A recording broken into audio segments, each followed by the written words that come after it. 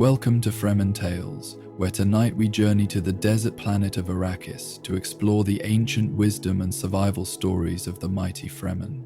These native dwellers of Dune have much to teach us about resilience and harmony with the harsh desert environment.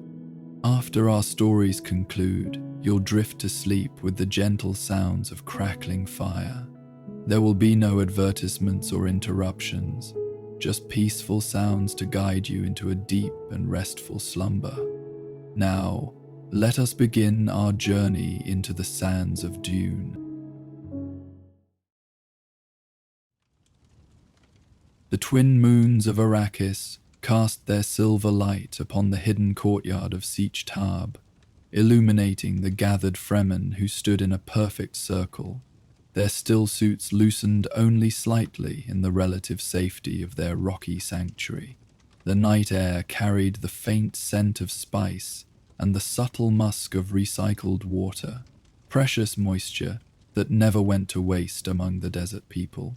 This evening was special, for it marked the first time in many seasons that a naming ceremony would be witnessed by an off-worlder. Warwick Kynes, son of the late planetologist Pardo Kynes, shifted uncomfortably at the edge of the gathering. Though he had spent years studying the Fremen and had earned a measure of their trust, he remained acutely aware of his status as an outsider. His water rings, the metal bands worn to mark water given to the tribe, clinked softly as he adjusted his stillsuit hood, drawing a few measured glances from nearby Fremen. "Be still," whispered Stilgar, the Siege Naib who had granted Warwick permission to observe the sacred ritual. "Each movement spends moisture. Each sound disturbs the spirit of the ceremony."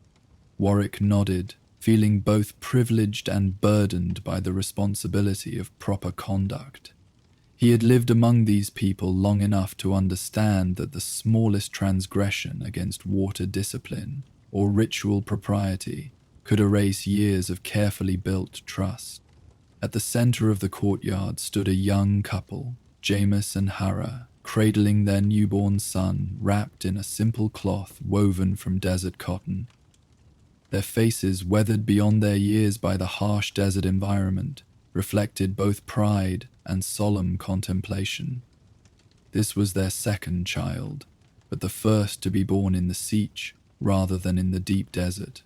The significance of this was not lost on the community. A birth within the protected walls of the Siege was considered a favorable omen. Behind them, barely visible in the shadows, stood the Sayadina, a young acolyte to the Reverend Mother who would someday take her place. Her eyes, blue within blue from spice addiction, seemed to pierce through the darkness as she prepared the ritual elements. A small vial of water, a pinch of spice, and a crude bowl carved from sandstone. The silence deepened as the elder Reverend Mother emerged from her quarters, her ancient frame moving with surprising grace as she approached the circle's center. Her face, deeply lined from age and wisdom, showed the blue-tinted eyes of one who had consumed spice for decades.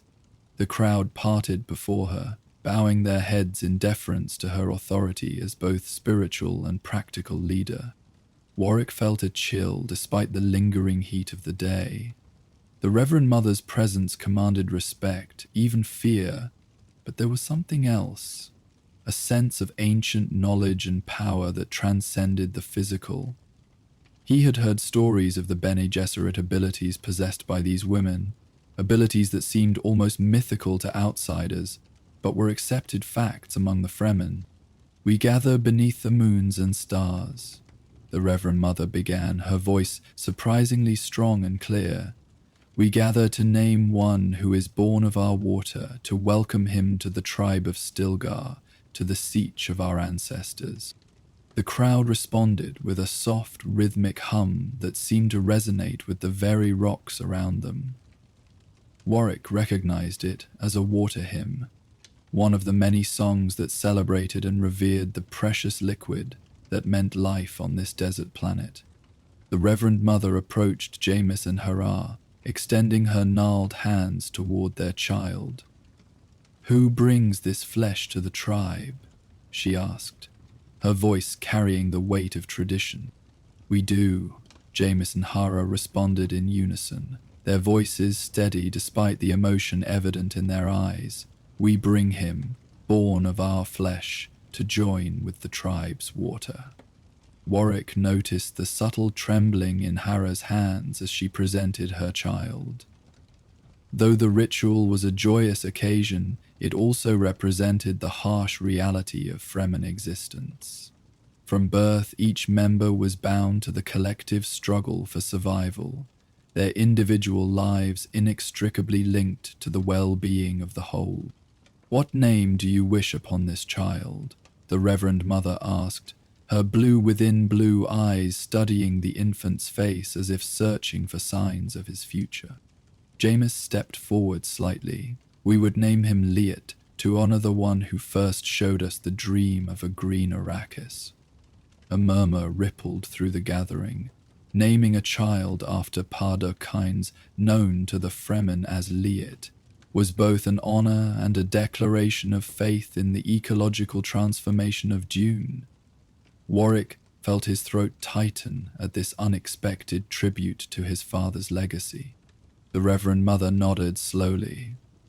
Liet, she repeated, testing the name as if weighing its power and suitability. A name of vision and change. A name that carries both burden and promise. She turned to face the gathered tribe, raising her voice to ensure all could hear. Do any challenge this name? Do any see in it a weakness or an ill omen for our tribe? Silence answered her. A silence that spoke of approval and acceptance. With a satisfied nod, the Reverend Mother turned to the Sayadina, who stepped forward with the ritual implements. The bowl was placed at the center of the circle, and the Sayadina poured a few precious drops of water into it. Water that represented the collective wealth and survival of the siege. Water is the beginning, the Reverend Mother intoned. From water comes life. To water we all return. The gathering responded in unison. We are the people who honor water. Blessed be the maker of water and its movements. The Reverend Mother took the infant from his parents' arms, holding him with surprising strength for one so aged.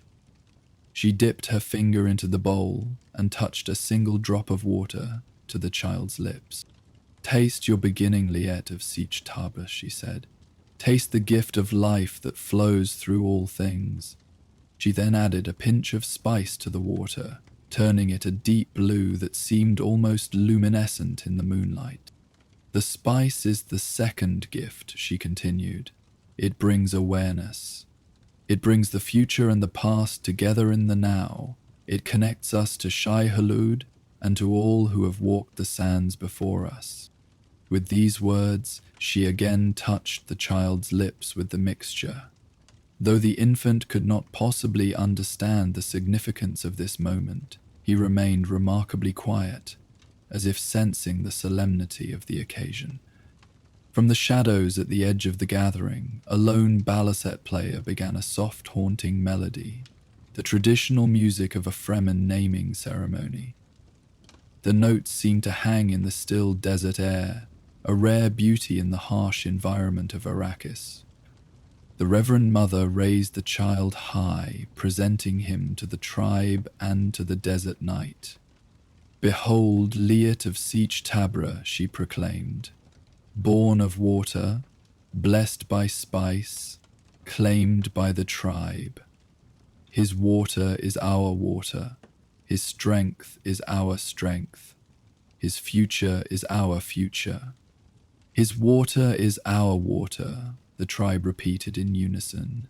His breath, our breath, his blood, our blood, until he returns to the reservoir of the tribe.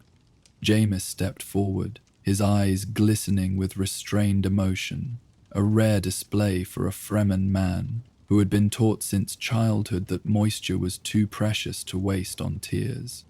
I pledge to teach my son the ways of the desert, he declared, his voice firm. I will show him how to walk without rhythm, how to find water in the deepest drought, how to read the signs of the sandworm's passage.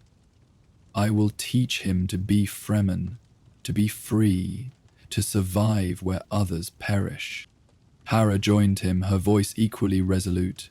I pledge to teach my son the history of our people, she added. I will tell him of our journey across the stars, of our ancestors who first came to Arrakis, of our covenant with the desert. I will teach him our songs and stories, so that even if our bodies fail, our ways will continue. These pledges, Warwick knew, were not mere ceremony, but solemn vows. The survival of the Fremen in the harshest environment in the known universe depended on this intergenerational transfer of knowledge. Each child represented not just new life, but the continuation of accumulated wisdom that meant the difference between life and death in the desert. The Reverend Mother returned the child to his parents, her formal role in the ceremony complete. But rather than returning to her quarters, she turned slowly, her gaze finding Warwick in the crowd. "The off-worlder," she said, her voice carrying easily across the courtyard. "Step forward." A ripple of surprise moved through the gathering. This was unexpected, a deviation from tradition. Warwick felt dozens of eyes turn to him, some curious, others wary or even hostile. To incorporate an outsider into any part of the naming ceremony was unprecedented. Heart-pounding, Warwick stepped into the circle, conscious of every movement. He had learned much of Fremen ways, but at this moment, he felt acutely aware of his differences. His slightly looser stillsuit, his smoother skin untouched by constant sand abrasion, his eyes not yet turned blue by spice consumption. "You are the son of Liet," the Reverend Mother stated rather than asked, "the one who first saw Arrakis not as it is, but as it could be." "I am," Warwick acknowledged, struggling to maintain the steady tone expected in formal Fremen interactions. "This child now bears your father's name," she continued. "What gift do you bring to honor this connection?" Warwick had not been prepared for this question. Among the Fremen, one did not attend such a ceremony empty-handed, but as an observer rather than a participant. He had not thought to bring a formal gift. His mind raced, knowing that his response would be remembered and judged. Then, with sudden clarity, he knew what he must offer. Slowly, deliberately, he removed one of his water rings. Not the smallest, but one of significant value, and held it out. "I offer water," he said simply, "not for the child alone, but for his future. Water to be held in trust until the day it might help bring forth the green lands my father envisioned." A murmur passed through the crowd, part approval, part surprise at such a substantial gift. Water was wealth among the Fremen. To give a water ring was to give part of one's own security and standing. The Reverend Mother's weathered face revealed nothing as she considered his offering. Then, with a slight nod, she accepted the ring. "The gift is accepted in the spirit it is given," she announced. "It will be held in the tribe's water bank, marked for the dream of Leet, both the man and the child." She turned to address the entire gathering once more. "Let it be remembered that on this night we named a child for a dream, and both the dream and the water to nourish it were acknowledged by the blood of Liet-Kynes." The formal part of the ceremony complete, the gathering began to disperse, though many lingered to personally offer congratulations to Jamis and Hara.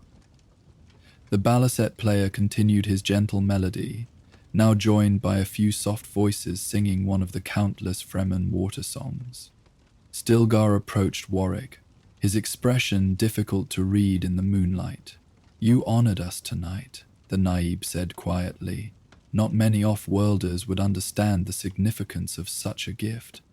My father loved this planet, Warwick replied. He taught me to see it through Fremen eyes, not as a wasteland, but as a sleeping paradise. Stilgar nodded slowly. Your father became Fremen in his heart, if not in his blood. Perhaps his son follows the same path.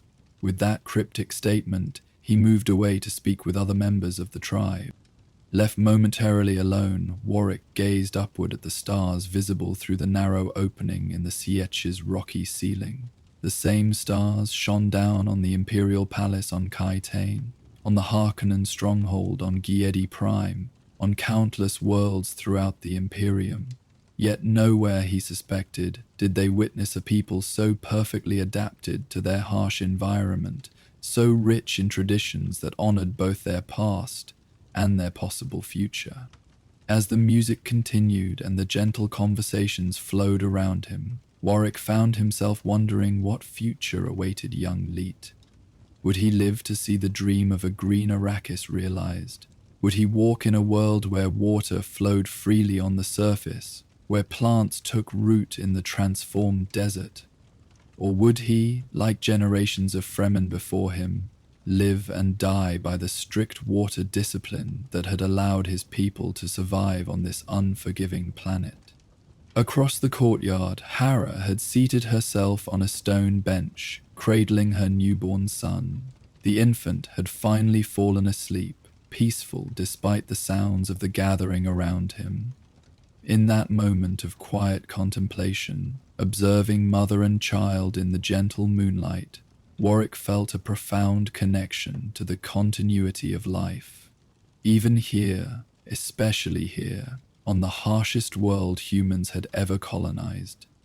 The days following the naming ceremony passed in the measured rhythm of siege life.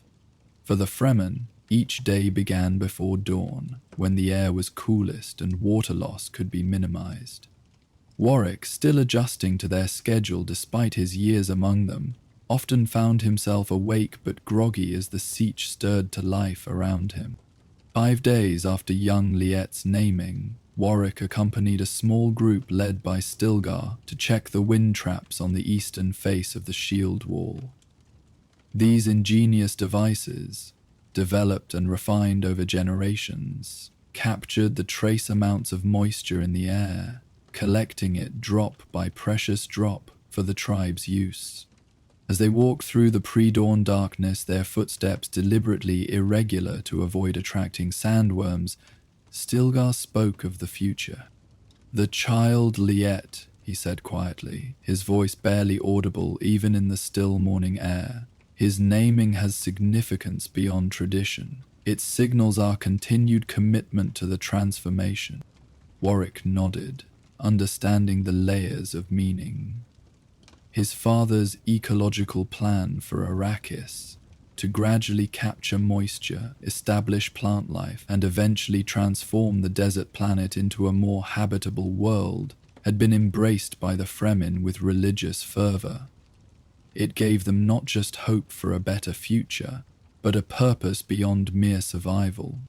The tribes of the deep desert sent representatives to witness the naming. Stilgar continued. "Word travels fast through our wind drums. They wanted to see if Sietch Tar still honors the vision of Litakines. And now they know," Warwick replied. "Yes," Stilgar said, satisfaction evident in his tone. "Now they know." The work continues, despite the Harkonnen oppression, despite the mockery of the off-worlders who call us dreamers. They reached the first of the wind traps, a tall, mesh-like structure strategically placed to catch the morning breeze that blew from the east. Stilgar inspected it carefully, checking for damage or blockages, while another Fremen, Turok, climbed nimbly to the top to examine the collection mechanism. "Good yield," Turok called down, his voice hushed but clearly pleased. "Almost 3 liters since the last check. For a planet as dry as Arrakis, this was indeed an excellent harvest of atmospheric moisture." The Fremen moved methodically from one wind trap to the next, their efficiency born of necessity and long practice. By the time the first hints of dawn appeared on the horizon, they had collected nearly 20 liters of water, wealth beyond measure in the deep desert. As they prepared to return to the sietch, Warwick noticed Stilgar gazing eastward, toward the open desert that stretched endlessly beyond the shield wall. "What is it?" Warwick asked, coming to stand beside the Fremen leader. Stilgar pointed to a distant dust cloud, barely visible in the growing light. "Harkonnen patrol," he said grimly. "They grow bolder, venturing closer to our territories." Warwick squinted, trying to make out details. "Carriol? Ornithopters?" "Ornithopters," Stilgar confirmed. "3 of them. Likely a routine patrol, but their patterns have changed since the new Harkonnen governor arrived." The mention of the Harkonnens brought a familiar bitterness to Warwick's mouth. The brutal family had ruled Arrakis for generations, exploiting both the planet and its people in their relentless pursuit of spice and the wealth it brought. Their cruelty toward the Fremen was legendary, hunting them for sport, destroying their water caches when found, treating them as less than human. "They will not find us," one of the younger Fremen, Otam, said confidently, "and if they do, they will not live to report back." Stilgar made a quick gesture, part agreement, part caution. "We avoid engagement when possible. Each Harkonnen killed brings 10 more. We choose our battles with care." This philosophy, patience combined with strategic violence, had served the Fremen well. Despite the technological superiority of the Harkonnens, the desert people had not only survived but maintained their independence, hidden in the depths of the desert and in their secret sietches within the rocky formations that dotted the landscape. They watched until the dust clouds disappeared behind a ridge, then continued their journey back to Sietch Tabr. The heat was rising now, the temperature climbing rapidly as the sun emerged fully above the horizon. Even through his stillsuit, Warwick could feel the punishing intensity of Arrakis's sun, so much harsher than the gentle light of his childhood on Caladan. As they approached the hidden entrance to the sietch, a figure emerged from the shadows of the rocks. Hera, with baby Liet strapped securely to her back in a carrier designed to share the parents' stillsuit environment. "Stilgar," she called, her voice urgent though controlled. "Chani has returned from the south with news from Sietch Tabr." Stilgar quickened his pace, signaling the others to follow. "What news?" "Imperial ecologists," Hera reported as they entered the coolness of the sietch's main passage.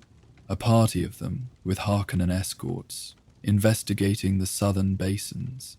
They claim to be studying spice production, but Chani says they've been taking soil and water samples." Warwick and Stilgar exchanged significant glances.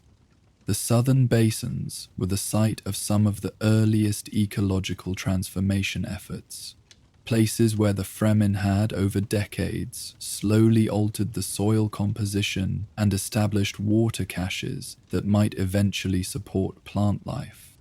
"Could they have discovered the water cells?" Warwick asked, referring to the specialized bacteria introduced by his father that helped retain moisture in the soil. "Possibly," Stilgar replied grimly, "if they have sophisticated enough testing equipment." They hurried through the winding passages of the sietch, emerging into the central meeting area where several Fremen had already gathered. Among them was Chani, a young woman of striking beauty and fierce intelligence, her blue within blue eyes intense as she recounted what she had witnessed. "They have new instruments," she was saying as Stilgar and Warwick approached. "Not like the usual moisture meters. These probe deeper, and they were very interested in the readings from the third basin." The third basin had been one of Pardo Kynes' first experimental sites, where he had introduced not just water cells, but several strains of specialized desert plants, their seeds brought from off-world and carefully adapted to Arrakis conditions. "Did they find any of the plantings?" Stilgar asked sharply. Chani shook her head. I don't think so. The surface still appears barren, but they were excited about something in their readings.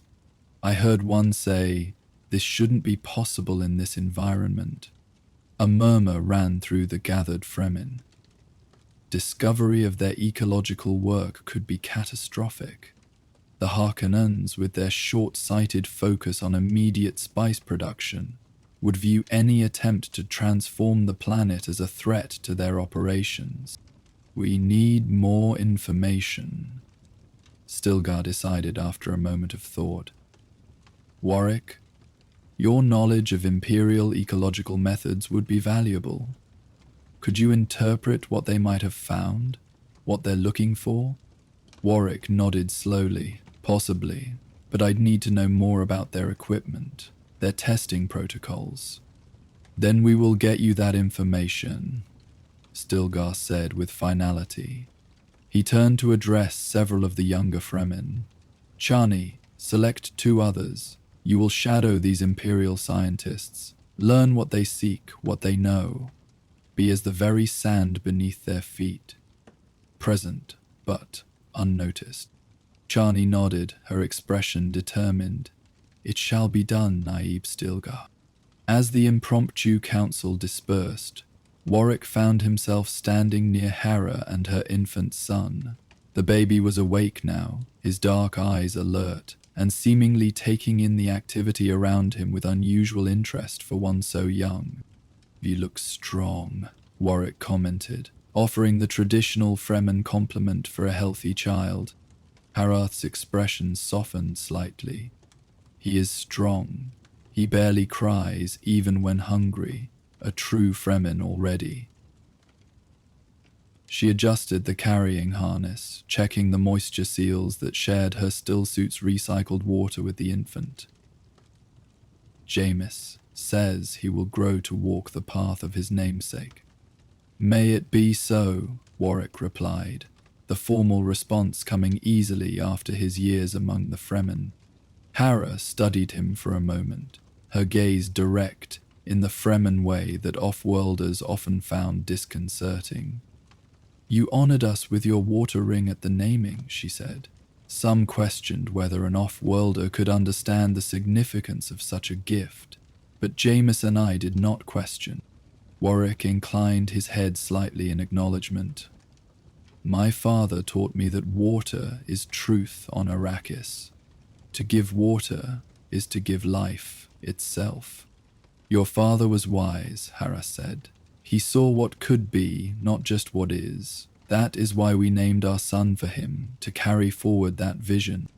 A comfortable silence fell between them, broken only when baby Liet made a small, contented sound. Then Hera spoke again, her voice lowered though they were alone in that part of the cavern. There is talk among some of the younger men, she said carefully. Talk of perhaps speeding the process your father began. They grow impatient for the green Arrakis. Warwick felt a flutter of alarm. Patience is essential, he said. The transformation must happen gradually, in balance. Too rapid a change could destabilize the entire ecosystem. I know this, Hera replied, as do the elders. But youth is often hungry for immediate results.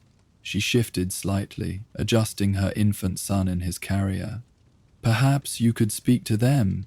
They respect your knowledge as the son of Lietkines. Warwick considered this request. His position among the Fremen was unique, neither fully accepted as one of them, nor dismissed as a mere outsider. His father's legacy gave him influence, but that influence had limits and came with responsibility. I will speak with them, he agreed finally. Remind them of the delicate balance my father identified. The interconnection between the sand trout, the spice cycle, and water management. Hera nodded, satisfaction evident in her expression. Good. They will gather tonight for water distribution. You can address them then. As she moved away to attend to other duties, Warwick pondered the complexities of his role here in Siege Tabr.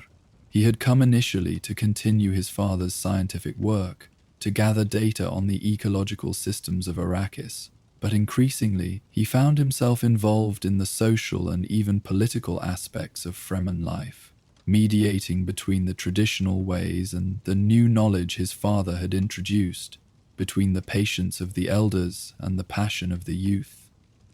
The Fremen's dream of a green Arrakis was a powerful force, capable of uniting their scattered tribes and giving purpose to their harsh existence.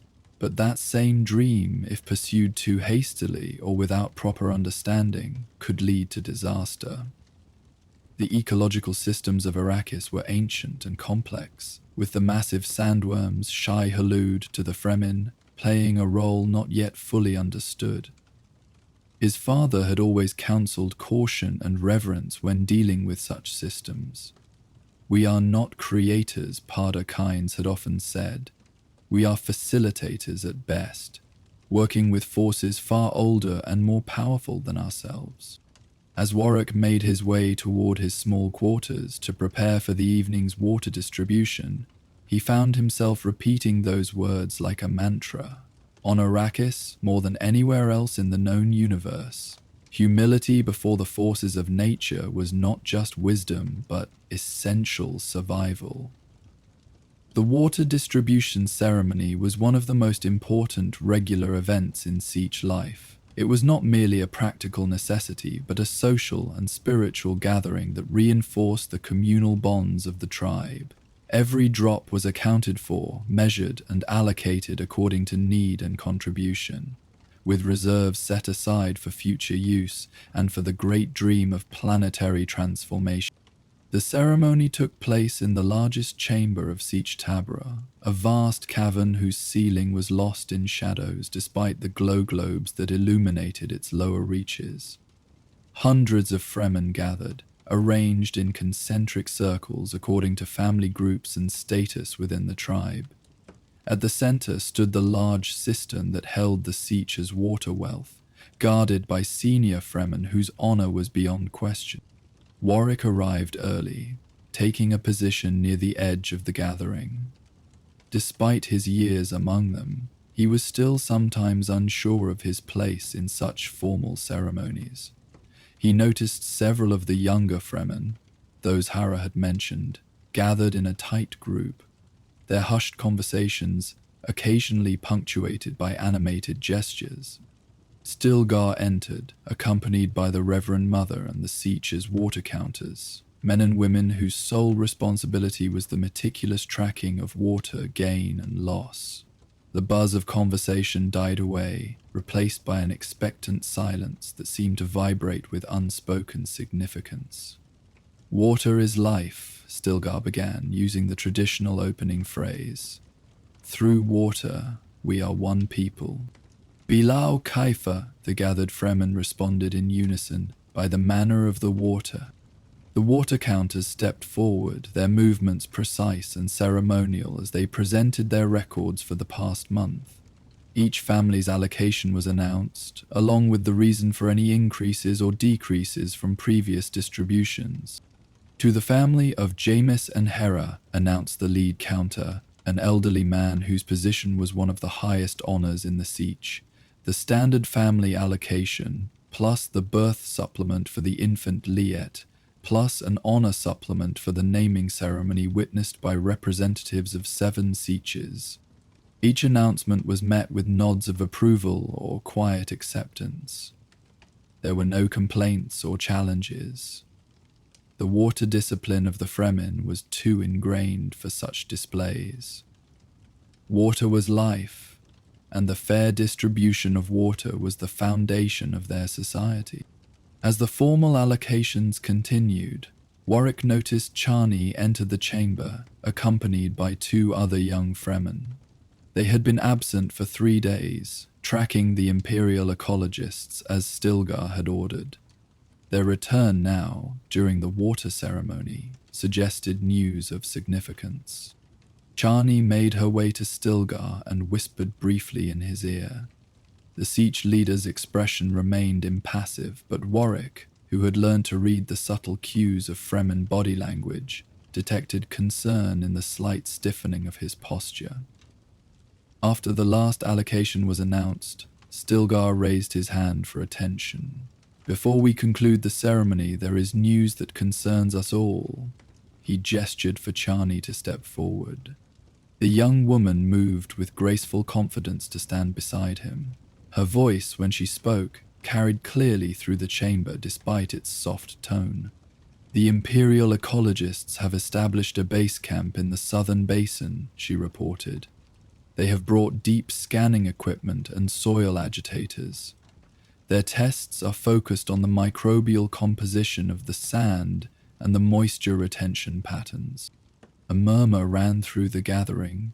These were precisely the aspects of the ecosystem that had been modified in the early stages of Pardot Kynes' transformation project. "Have they found evidence of our work?" asked one of the elders.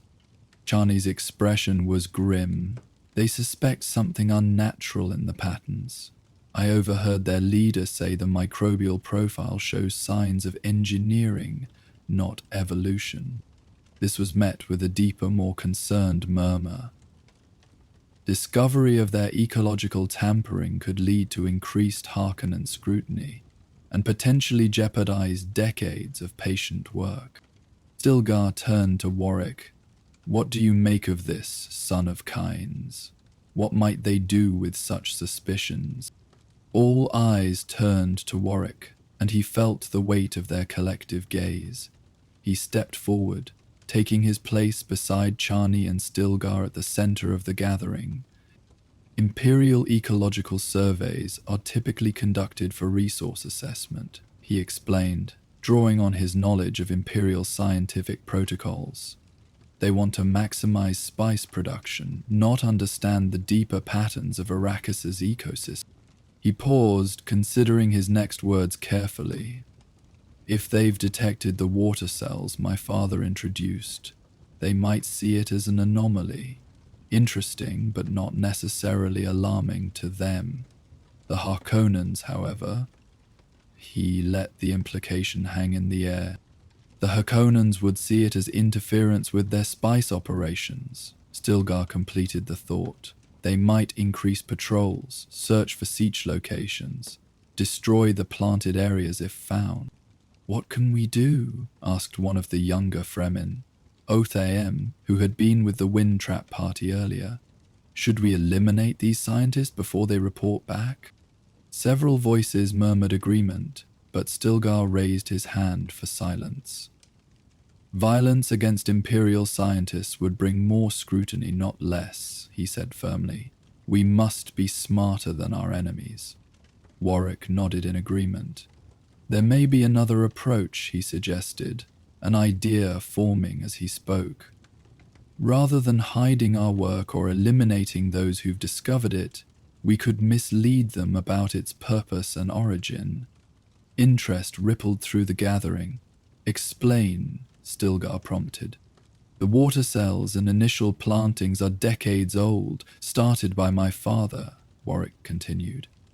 "We could create evidence suggesting they are much older, ancient mutations that evolved naturally after the planet-wide transformation to desert thousands of years ago." He warmed to his theme, seeing the possibility clearly now. "We prepare false research sites with manufactured evidence of ancient plant adaptations, make them think they've discovered something that predates human arrival on Arrakis entirely." The proposal was met with thoughtful silence as the Fremen considered its implications. It was a strategy of subterfuge rather than direct confrontation, using the Harkonnen and Imperial tendency to underestimate the Fremen against them. "It could work," Chani said finally. The Imperial scientists seemed more interested in academic discovery than practical applications. If they believe they've found evidence of ancient adaptive mechanisms, they might focus on publishing their findings rather than alerting the Harkonnens to potential threats. Stilgar nodded slowly. "A wise approach. It uses their own arrogance and narrow vision against them." He turned to address the gathering at large. "Do we have consensus on this strategy?" One by one, the family heads and elders indicated their agreement. Even the younger, more militant Fremen seemed satisfied with the approach, recognizing its cleverness if not its patience. "Then it is decided," Stilgar pronounced. "Warwick, you will work with Chani and the other scouts to prepare these false research sites. The rest of us will continue our work as before, but with increased caution."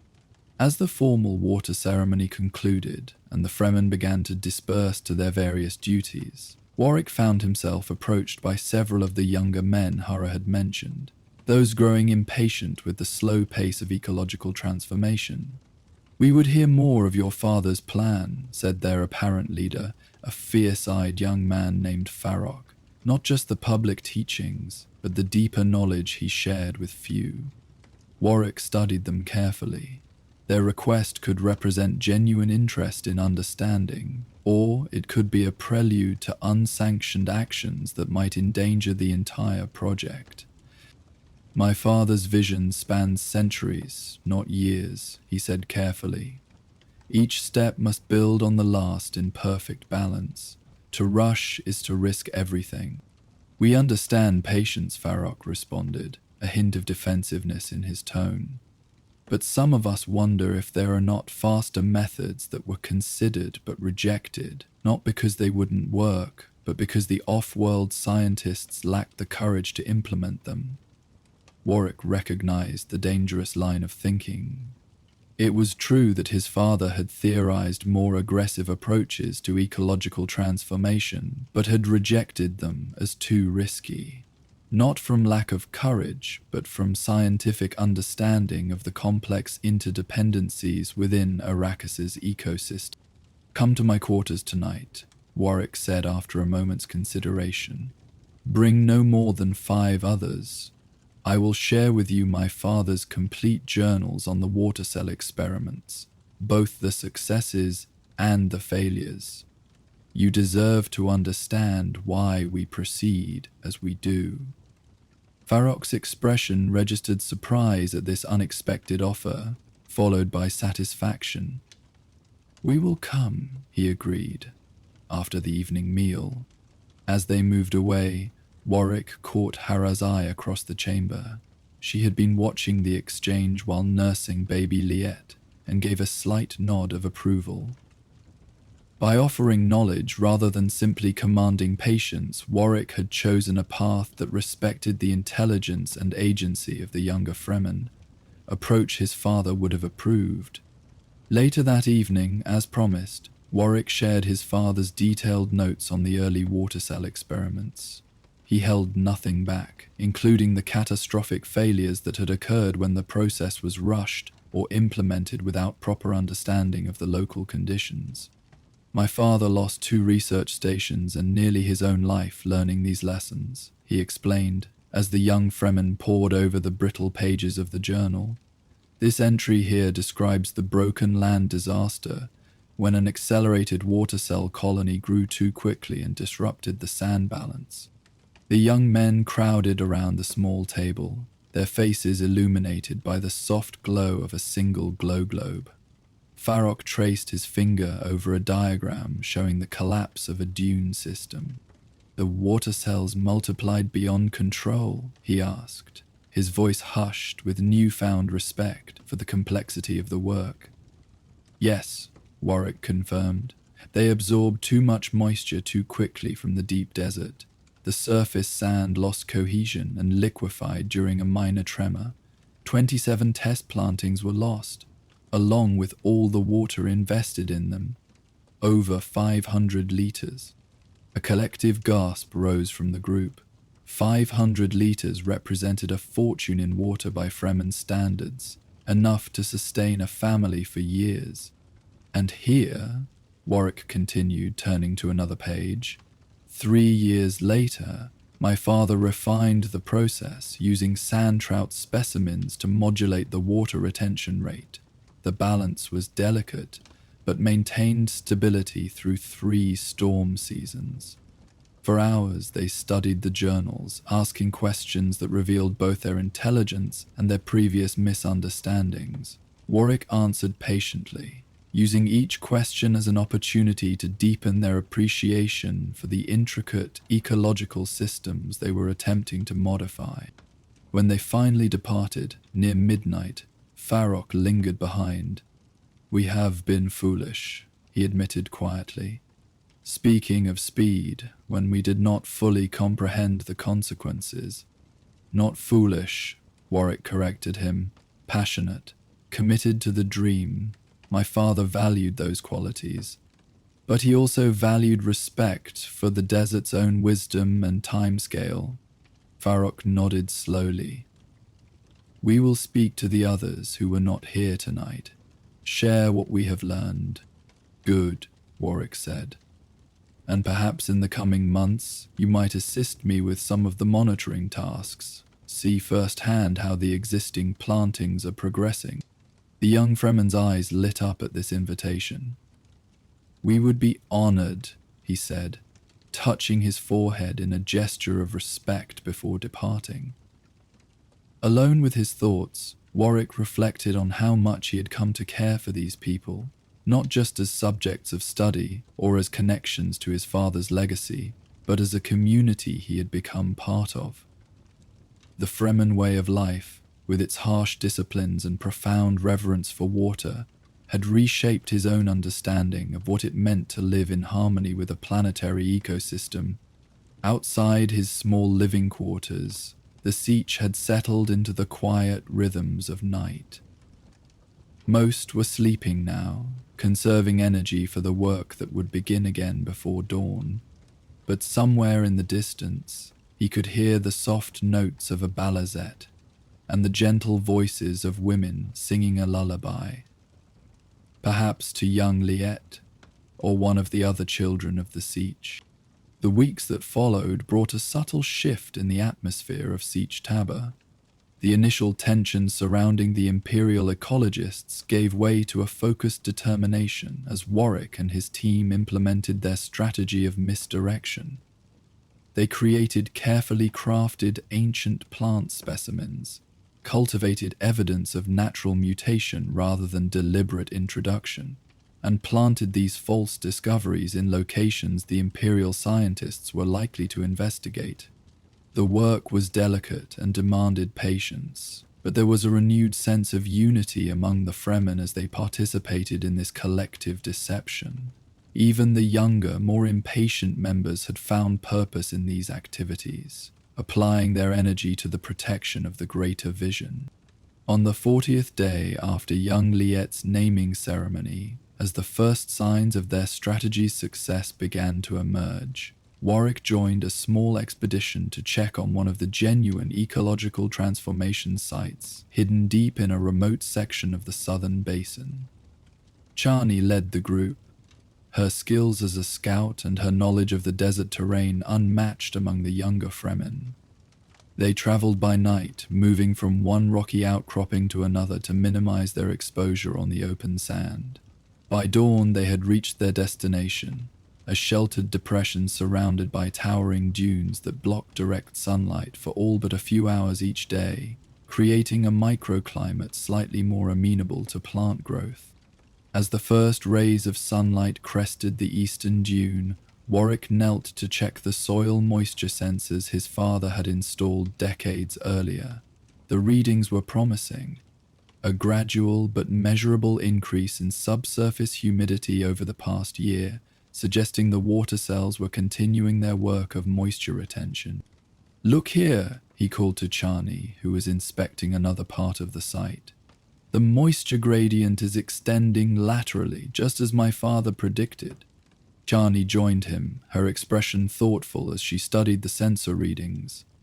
"How long before we might see surface growth in this area?" she asked.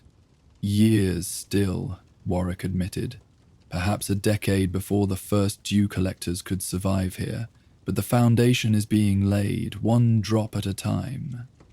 Around them, the small team worked methodically, taking samples, checking instruments, and making the minor adjustments necessary to keep the hidden project on course.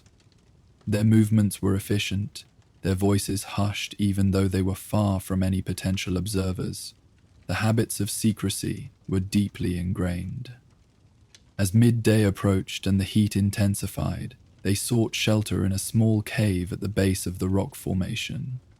There, as they shared a modest meal of spice-infused flatbread and recycled water, Chani spoke of what she had observed of the Imperial scientists.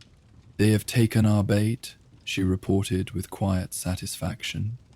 "3 days ago, they discovered one of our planted specimens in the western sector. Their excitement was visible, even from my hiding place." "What did they make of it?" Warwick asked, eager to know if their deception was convincing. The leader, a tall man with the bearing of a Richeesian, declared it evidence of post-desertification adaptive speciation. They collected many samples and spent hours recording observations. Warwick smiled at this. "Perfect. That's exactly the conclusion we wanted them to reach. Natural adaptation rather than introduced species." One of the other Fremen, a serious young man named Turok, looked skeptical. "Will they not eventually discover the truth? These are trained scientists, after all." "Science is shaped by expectation more often than many would admit," Warwick explained. "Once they form a theory that explains what they've observed, they're likely to interpret new evidence in ways that support that theory rather than contradict it. It's a known weakness in scientific thinking, but one we can use to our advantage." Chani nodded her agreement. "They see what they expect to see. Primitive desert dwellers struggling to survive, not planetary ecologists with a multi-generational transformation plan." As they rested in the relative cool of the cavern, waiting for the worst of the day's heat to pass before continuing their work, the conversation turned to young Leet and the significance of his naming. The child, now over a month old, had already become a symbol of continuity and hope within the Siege. "Hara says he rarely cries," one of the women mentioned. "A true water-conscious Fremen, even as an infant." This brought soft laughter from the group, a rare sound among a people for whom conservation of moisture was an ingrained discipline. "Jamis has already begun collecting materials for his first stillsuit," Turok added. "He says the boy will walk the sands earlier than most." "It is good to plan for the future," Chani said quietly. "For too long, many Fremen thought only of survival from one day to the next. The dream of transformation gives purpose beyond mere existence." Warwick noticed a subtle shift in the atmosphere as she spoke, a deepening of attention, a collective recognition of the profound truth in her words. The Fremen had always been survivors, their culture honed by the harshness of their environment into something uniquely resilient. But the vision of a green Arrakis had transformed that resilience into something more. A patient, determined hope that gave meaning to their strict disciplines and harsh lifestyle. "My father used to say," Warwick contributed, "that the true wealth of a planet isn't measured in spice or water or any physical resource. It's measured in the dreams its people are willing to work toward, dreams that might not be realized in their own lifetimes." The gathered Fremen nodded in solemn agreement. This concept of working toward a future one might never personally experience resonated deeply with their cultural values. The water rings each Fremen wore represented not just personal wealth, but a contribution to the collective future. Water that might one day help realize the dream of a transformed Arrakis. As the worst of the day's heat began to wane, they emerged from their shelter to continue their work. The afternoon's tasks involved replacing some of the older monitoring equipment with newer, more sensitive devices. Warwick had designed based on his father's original plans, but incorporating elements of Fremen technology. The work was precise and demanded full concentration, especially as the temperature, while declining from its midday peak, remained punishingly high. Yet there was a meditative quality to these activities. The careful calibration of instruments, the meticulous recording of data, the gentle extraction and replacement of soil samples. Each small task was part of the greater whole, a thread in the vast tapestry of planetary transformation. As twilight approached and they prepared to return to the siege, Warwick took a moment to stand alone at the edge of the test site. The image was both beautiful and strange, as alien to the current reality as a water-rich world would seem to someone born and raised on Arrakis. "Do you see it?" Chani's voice came from behind him, quiet but clear in the still evening air. "The future?" Warwick turned to find her standing a few paces away, her slender form silhouetted against the darkening eastern sky. "Yes," he admitted, "sometimes more clearly than others. Today it seems very distant." She moved to stand beside him, her gaze following his out across the desert. "For me, it is the opposite. Today, seeing the readings from the moisture sensors, the future seemed closer than ever before." Her words surprised him. Chani was known for her practicality, her focus on immediate concerns rather than distant possibilities. That she, too, sometimes envisioned the transformed Arrakis struck him as significant. "What do you see when you imagine it?" he asked, genuinely curious about her perspective. She considered for a moment before answering. "I see the strength of the Fremen unchanged, but directed toward cultivation rather than mere survival. I see children who know the taste of fresh water, not just recycled moisture. I see—" She paused, perhaps hesitant to reveal thoughts too personal or too hopeful. "I see a people who have not lost their way, but found their purpose." Her vision moved him with its simple eloquence. It captured the essence of what his father had hoped for.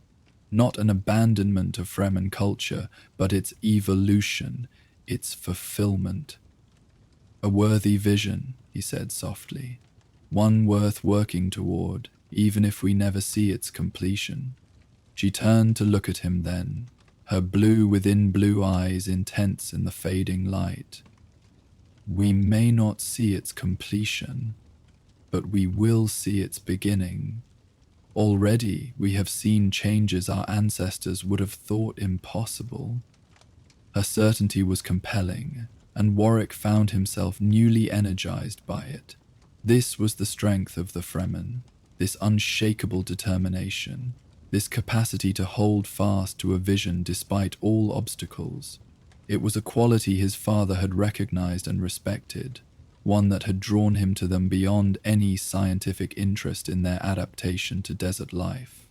As the first stars appeared in the darkening sky, they gathered their equipment and began the journey back to Siege Tabor.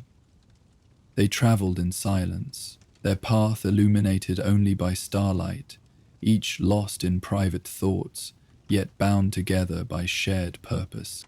That night, as Warwick recorded the day's observations in his journal, he found himself adding a personal note, something he rarely did in his scientific documentation. Perhaps the true transformation is not of the planet, but of its people. The Fremen are changing, not in their essential nature, but in their understanding of what is possible. They are becoming not just survivors, but creators, and in that transformation lies the seed of all that might follow. 3 months passed, marked by the subtle rhythms of siege life, the daily water accounting, the maintenance of still suits and equipment, the careful monitoring of spice harvests and Harkonnen patrols. Young Liet grew stronger each day, his dark eyes increasingly alert, his small hands reaching out to explore the world around him. On a particularly still evening, when the air hung heavy with heat even within the protected confines of the Sietch, Warwick was summoned to a meeting with Stilgar and the Reverend Mother. Such a formal request was unusual and suggested matters of significance. He found them in the Reverend Mother's private chamber, a small but well-appointed space carved deep into the rock. Stilgar was seated on a low cushion, his weathered face grave in the soft light of the glow globes. The Reverend Mother occupied a chair, one of the few in the sietch, her age and status affording her this small comfort. "Sit, Warwick," she said, gesturing to another cushion. Her voice, though aged, carried the unmistakable tone of authority. "We have received news that concerns you directly." Warwick complied, noting the formal atmosphere and the absence of the usual water ritual that preceded most Fremen meetings. Whatever this news was, it was too urgent for ceremony. "A message has come from Arrakis," Stilgar began without preamble. "Your half-sister, the Lady Tessia, has arrived on Arrakis."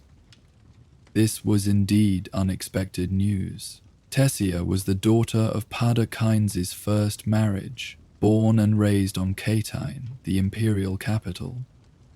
Warwick had met her only twice, once as a child and once briefly after their father's death. She had chosen a life in imperial service rather than following in their father's ecological footsteps. "What brings her to Arrakis?" Warwick asked, his mind racing to understand the implications of her arrival. "She comes as an advisor to the new Imperial Ecological Commission," the Reverend Mother explained. "A position of some influence, it seems. The message says she specifically requested assignment to Arrakis." Warwick absorbed this information slowly. Tessia had never shown particular interest in their father's work on Arrakis. Her expertise was in political economics, not ecology. Her presence now raised questions and potential concern. "Do we know her intentions?" he asked finally. Stilgar's expression was guarded. "The message does not say, but her arrival coincides with increased imperial interest in the southern basins, the very areas where your father's work was most advanced." The implication was clear. After decades of imperial indifference to Arrakis except as a source of spice, this sudden scientific interest, now joined by a member of Warwick's own family, could not be coincidental. "You believe she's here because of the ecological transformation project?" Warwick asked, though it was more statement than question. "It seems likely," the Reverend Mother acknowledged. "The question is whether she comes as an ally or as a threat." This was the crux of the matter. Tessia had resources and connections Warwick lacked, having chosen a path within the imperial system rather than apart from it. If she supported their father's vision, she could potentially provide protection and resources that would accelerate the work. If she opposed it, or sought to exploit it for imperial gain, she could undo decades of careful progress. "I should meet with her," Warwick said after a thoughtful pause. "Learn her intentions directly." Stilgar nodded, but his expression remained concerned. "Such a meeting carries risks. Your presence on Arrakis is not widely known among the Imperials or the Harkonnens. To reveal yourself now could endanger both you and our work." "True," Horak conceded, "but Tessia already knows or suspects I'm here. Why else would she come?" The Reverend Mother's ancient eyes studied him intently. "There is another possibility," she said, her voice low. "She may come seeking her birthright, her share of your father's legacy. Not all offspring honor their parents' dreams." This possibility had not occurred to Warwick, but he recognized its validity. Imperial law recognized inheritance rights that the Fremen, with their communal approach to resources, did not prioritize in the same way. If Tessia claimed legal ownership of their father's research and discoveries, it could complicate everything. "All the more reason I should speak with her," he said firmly. "Better to understand her motives now than to wait until she's taken actions we cannot reverse." Stilgar and the Reverend Mother exchanged a glance, some unspoken communication passing between them. Then Stilgar turned back to Warwick. "We agree," he said, "but the meeting must be arranged with utmost caution. No direct communication that might be intercepted. No travel that might be tracked." "I can help with that," came a voice from the shadows near the chamber's entrance. Chani stepped forward, having apparently been present throughout the discussion, though Warwick hadn't noticed her. Her ability to blend into the background, to observe without being observed, was remarkable, even by Fremen standards. "You have a suggestion?" the Reverend Mother asked, showing no surprise at Chani's presence. "The spice harvester inspection," Chani replied. 3 days from now, Imperial observers will be present, including representatives from the new Ecological Commission. I am already assigned to shadow the inspection party. I could deliver a message to the Lady Tessia, arrange a meeting in a secure location. Stilgar considered this, then nodded slowly.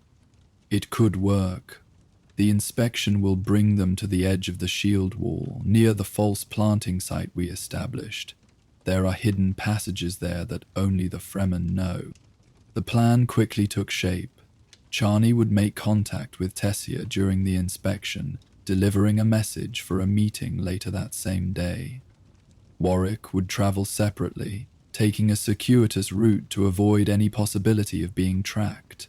They would meet in one of the small caves within the shield wall, neutral ground, easily escaped if necessary, but private enough for frank discussion.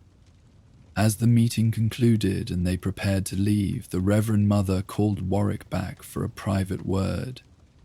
"Be cautious with your trust," she advised, her voice soft but intense. "Blood ties are strong, but Imperial conditioning is stronger. Your sister has lived her life in the courts of power, where water is taken for granted and loyalty is a commodity to be traded." "I understand," Warwick assured her. "I go to listen, not to reveal."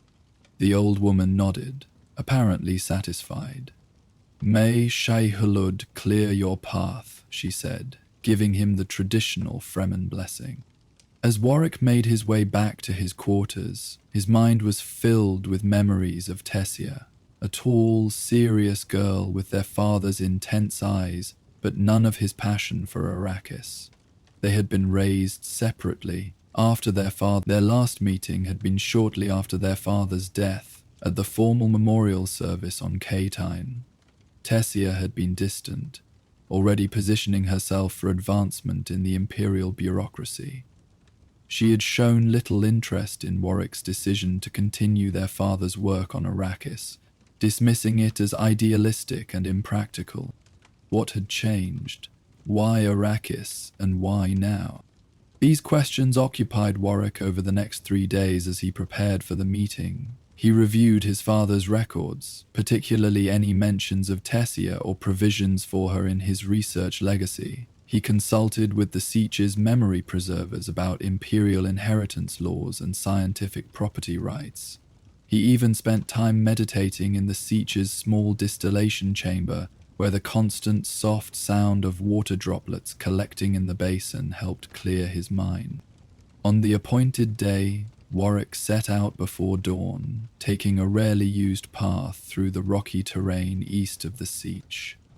He traveled light, carrying only a small pack with water and emergency supplies. His still suit was freshly serviced, its moisture reclamation efficiency at its peak.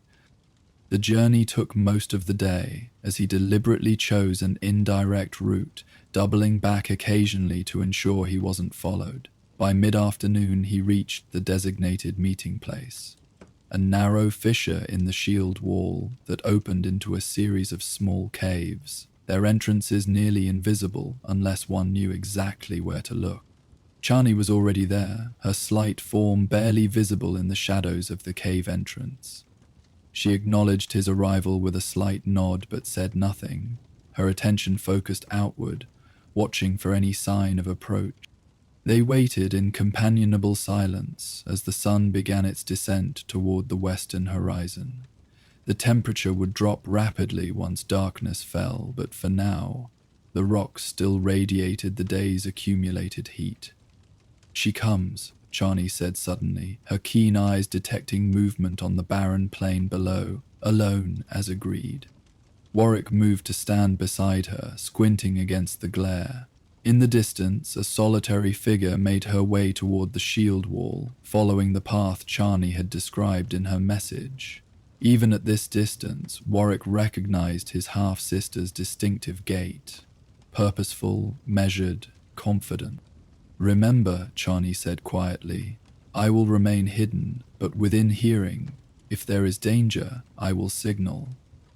Warwick nodded, grateful for her presence. Though he believed Tessia would not physically harm him, the political dangers of this meeting were very real. Chani's quick reflexes and intimate knowledge of the terrain could mean the difference between escape and capture if things went wrong. As Tessia drew closer, Warwick stepped out from the shadow of the rocks, not fully exposing himself, but making his presence known to her. She paused briefly, then continued forward with renewed purpose.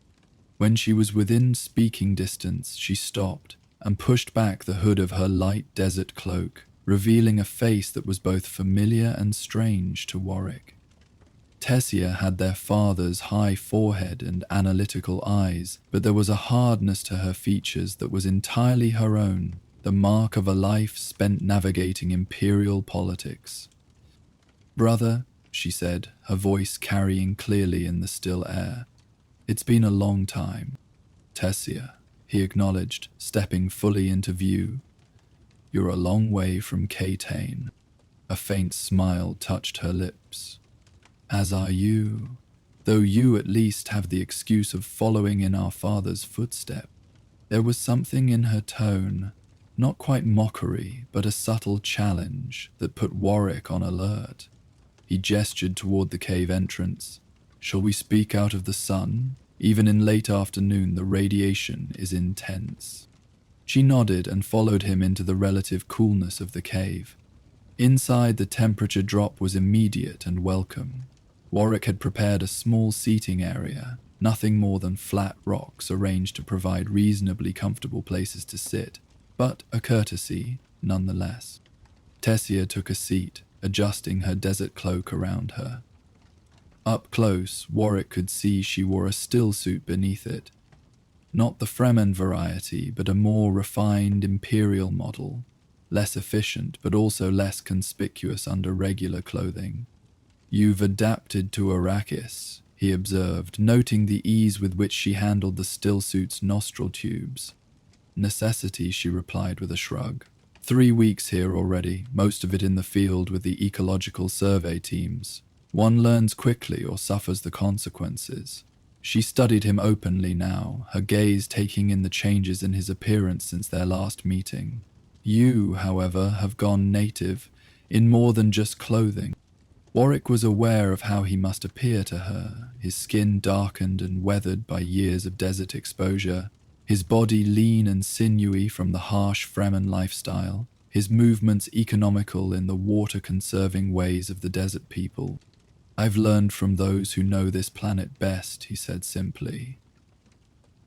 "The Fremen understand Arrakis in ways imperial science is only beginning to grasp." Tessia's expression flickered with something, curiosity perhaps, or skepticism. The desert primitives, father always did romanticize them. She waved a hand dismissively. "But we're not here to debate anthropology. I imagine you're wondering why I've come to Arrakis." "The thought had crossed my mind," Warwick acknowledged, keeping his tone neutral. "Your expertise is in economic policy, not ecology." "My expertise is in identifying valuable opportunities," she corrected him. "And there is a very significant opportunity here on Arrakis, one that our father began, but never had the resources to fully develop." Warwick felt a chill that had nothing to do with the cave's temperature. "You're referring to the ecological transformation project?" "Of course." Tessia leaned forward slightly, her eyes bright with intensity. "Do you realize what this planet could become? Not just a desert with scattered pockets of habitation, but a functioning ecosystem with agriculture, water resources, sustainable communities. The economic potential is staggering." "That was never the point," Warwick said, unable to keep a hint of sharpness from his voice. Father's vision wasn't about economic exploitation, it was about balance, creating a sustainable environment where humans could live in harmony with the natural systems of Arrakis. Tessia sat back, studying him with a mixture of amusement and what might have been pity. Oh, Warwick, always the idealist, just like him. But idealism doesn't fund planetary transformation. Credits do, resources do, political support does. She gestured around them at the barren cave. How far has idealism gotten the project in the decades since his death? How much actual progress has been made? Her words stung because they contained a kernel of truth. Progress had been painfully slow, limited by the need for secrecy and the scarcity of resources. The Fremen contributed what they could: water, labor, protection. But the scale of planetary transformation required more. "We've laid the groundwork," he said defensively. "The water cells are established in key regions, initial plantings have taken root in protected areas." Yes, she interrupted. "I've seen the data. Remarkable patience, I'll grant you that. But at the current rate, transformation would take millennia, not centuries." She leaned forward again, her voice dropping slightly. "I'm offering to accelerate that timeline dramatically." Despite his wariness, Warwick felt a flicker of interest. "How?" "Imperial resources," she said simply. "Funding, equipment, personnel. The Ecological Commission has the Emperor's ear right now. Climate adaptation is seen as a strategic priority across the Imperium." "And what would the Emperor want in return?" Warwick asked, knowing there would be a price. There always was in Imperial politics. Tessia smiled, recognizing his understanding of the game. "Control, of course. Supervision of the project. Regulation of any resulting resources."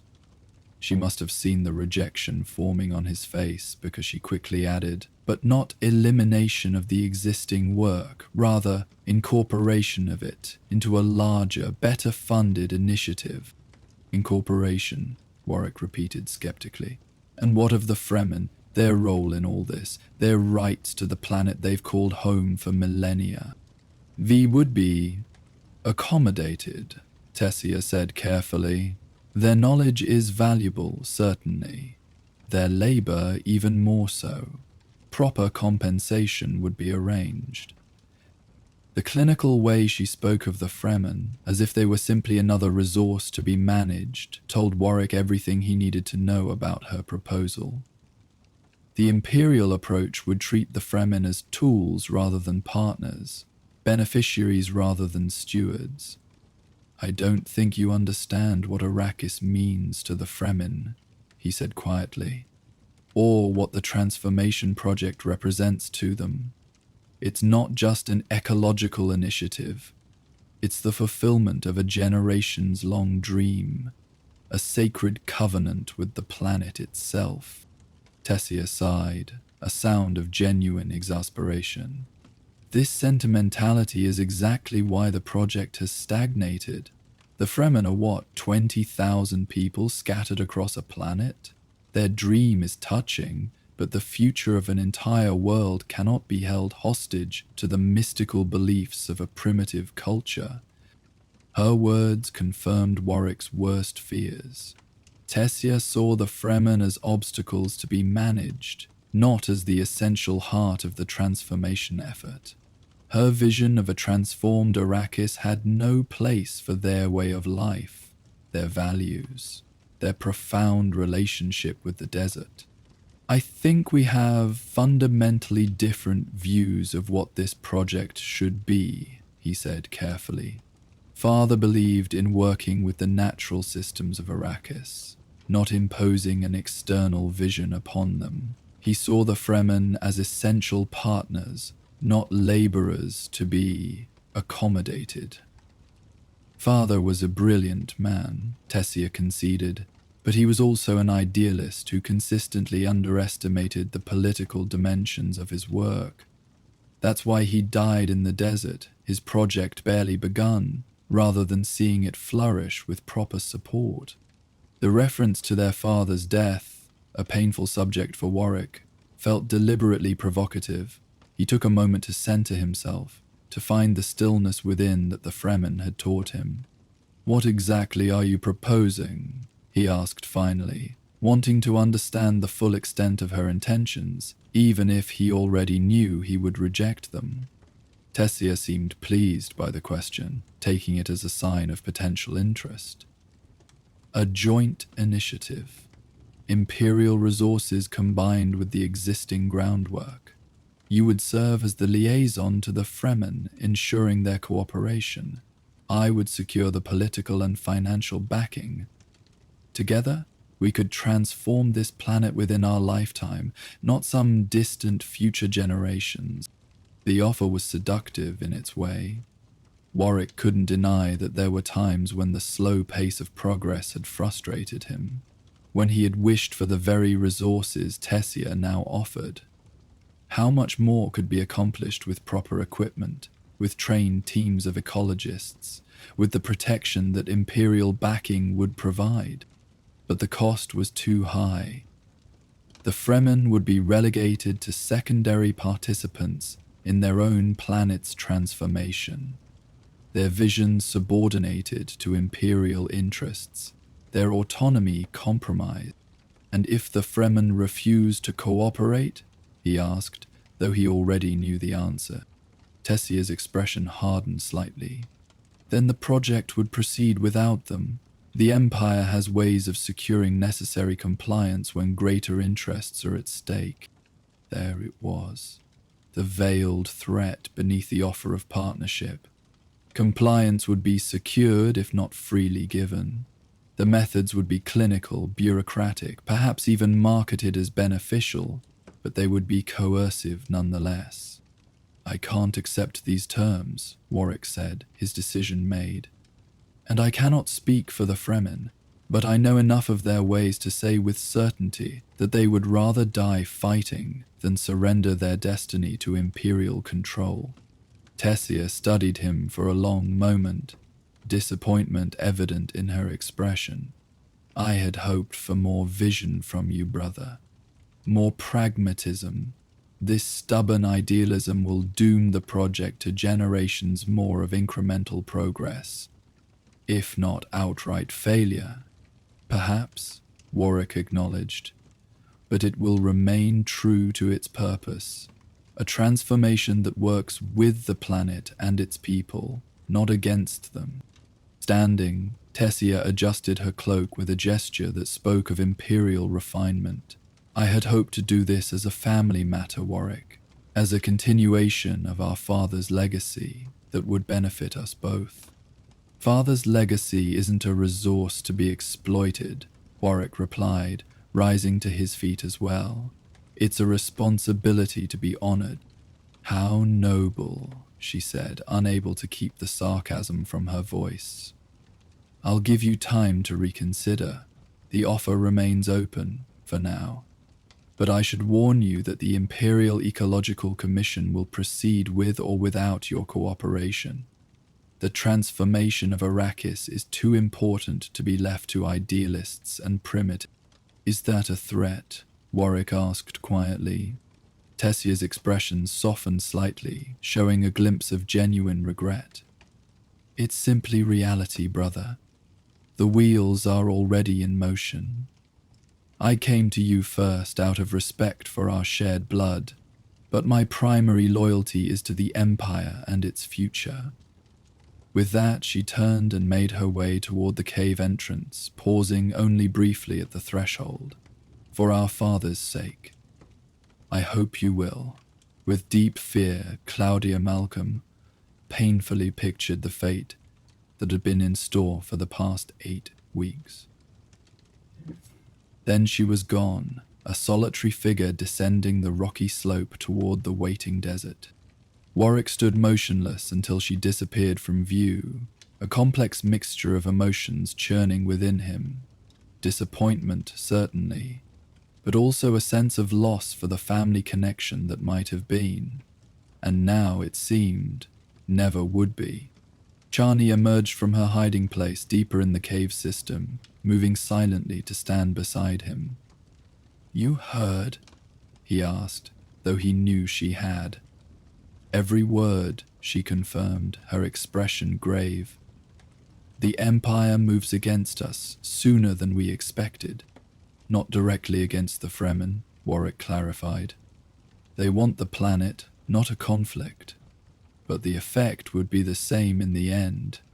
Fremen autonomy sacrificed for imperial convenience."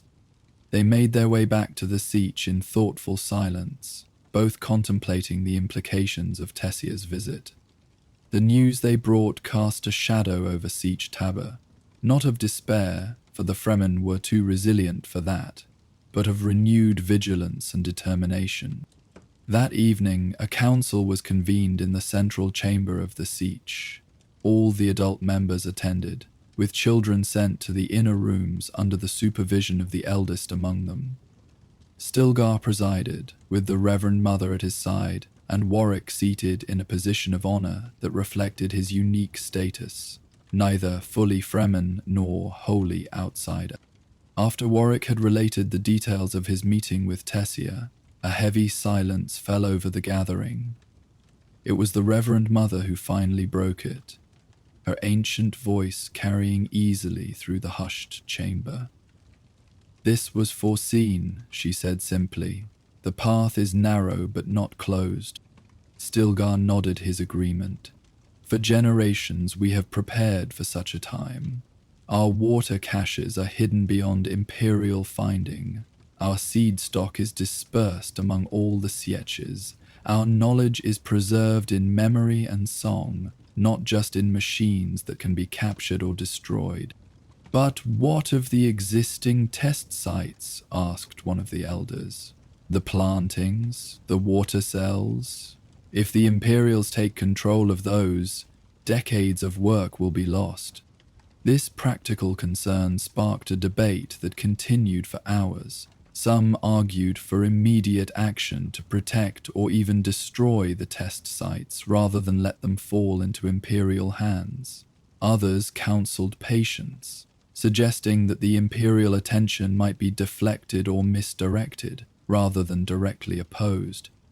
Throughout the discussion, Warwick noticed how often the speakers glanced toward the corner where Hera sat with baby Liet in her arms. The child, now almost 4 months old, was awake and alert, his dark eyes seemingly taking in the proceedings with unusual intensity. He had become, perhaps unconsciously, a symbol of the future they were all fighting to protect.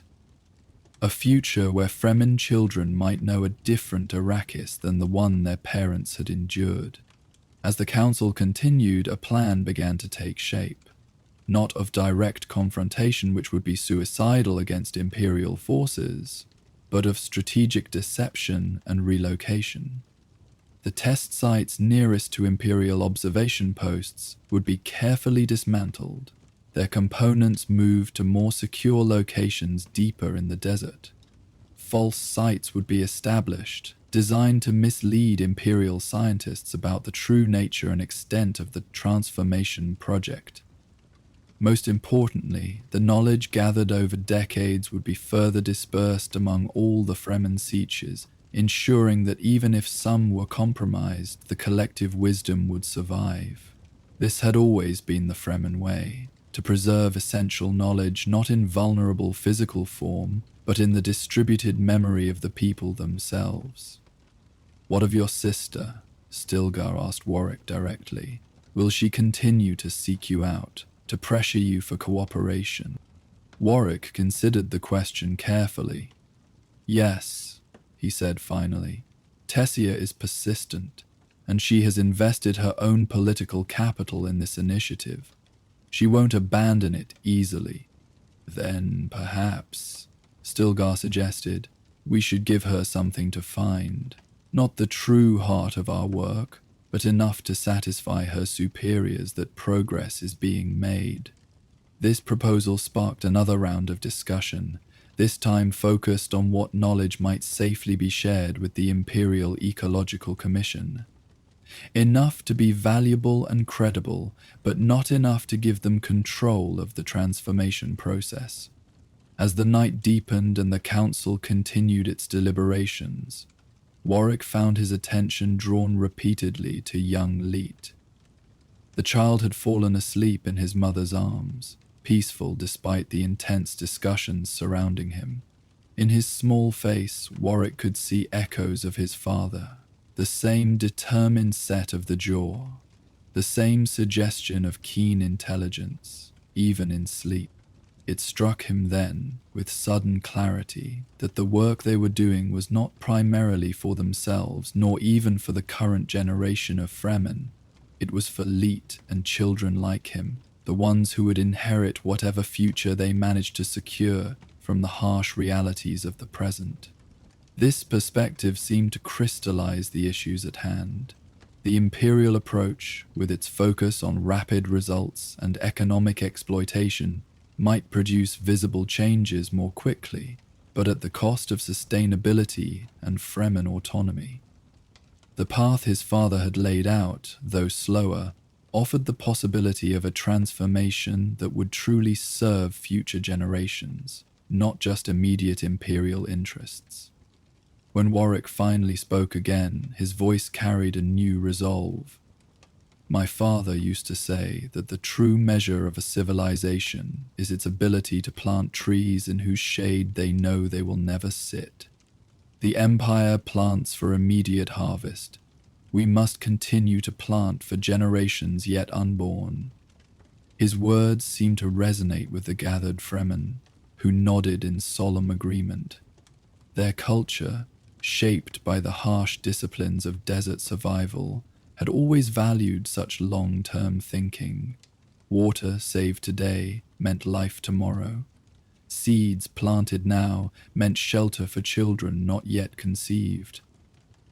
The council concluded with a unified decision. They would continue their work as before, but with increased precautions and strategic adaptations to the new Imperial presence. They would engage with the Ecological Commission selectively, sharing certain knowledge while protecting their most crucial discoveries and methods. And they would accelerate the integration of young Fremen like Chani and Farrokh into leadership roles within the project, ensuring continuity even if the older generation faced Imperial interference. As the gathering dispersed and the Fremen returned to their family quarters, Warwick remained in the central chamber, lost in thought. Chani approached him quietly, her expression thoughtful. Your words reminded me of an old Fremen saying, she told him. The land is not inherited from our ancestors, it is borrowed from our children. Warwick smiled at the parallel. It seems great truths are discovered independently across worlds. Or perhaps, she suggested, your father learned more from the Fremen than he taught us. This possibility, that his father's ecological vision had been shaped by Fremen wisdom as much as by Imperial science, was both humbling and inspiring. It reinforced Warwick's conviction that the path forward lay not in replacing Fremen knowledge with Imperial methodology, but in continuing the blend of approaches his father had begun. In the days that followed, the Siege hummed with purposeful activity as the Council's decisions were implemented. Water stocks were inventoried, records were converted to memory, and scouts were dispatched to monitor Imperial movements across the desert. Warwick found himself working closely with the younger Fremen, teaching them the scientific principles behind his father's ecological discoveries, while learning from them the subtle ways of desert observation and survival that had been refined over countless generations. One evening, as he demonstrated the use of a moisture sensor to a group that included Farrokh and several other young men who had once been impatient for faster results, Warwick noticed a new attitude in their approach. Where once they had chafed at the slow pace of transformation, they now seemed to grasp the delicate balance required, the importance of each small step in the larger process. You understand now?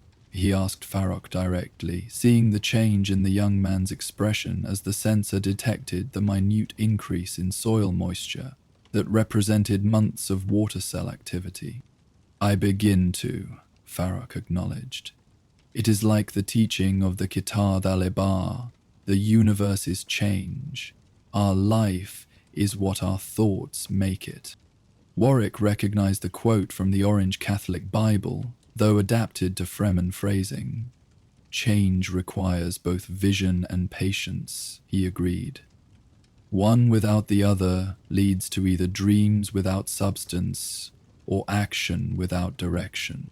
As they carefully recorded the sensor readings and prepared to move to the next monitoring site, Warwick felt a renewed sense of purpose.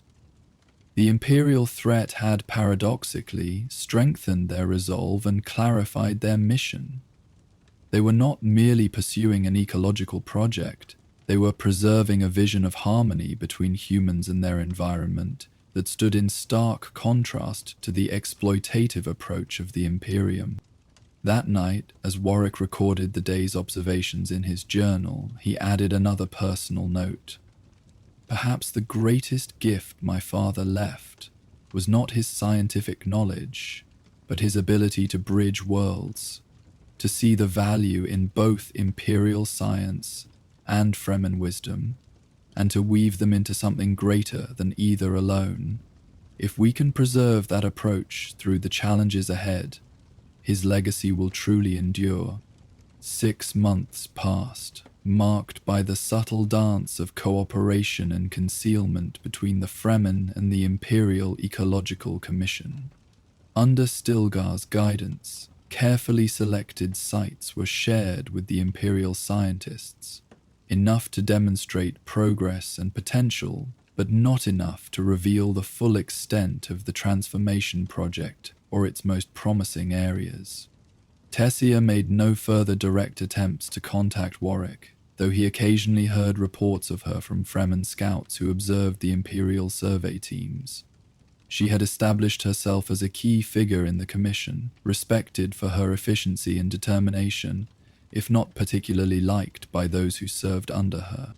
Young Liet continued to grow and thrive, now able to sit unsupported and beginning to form simple words.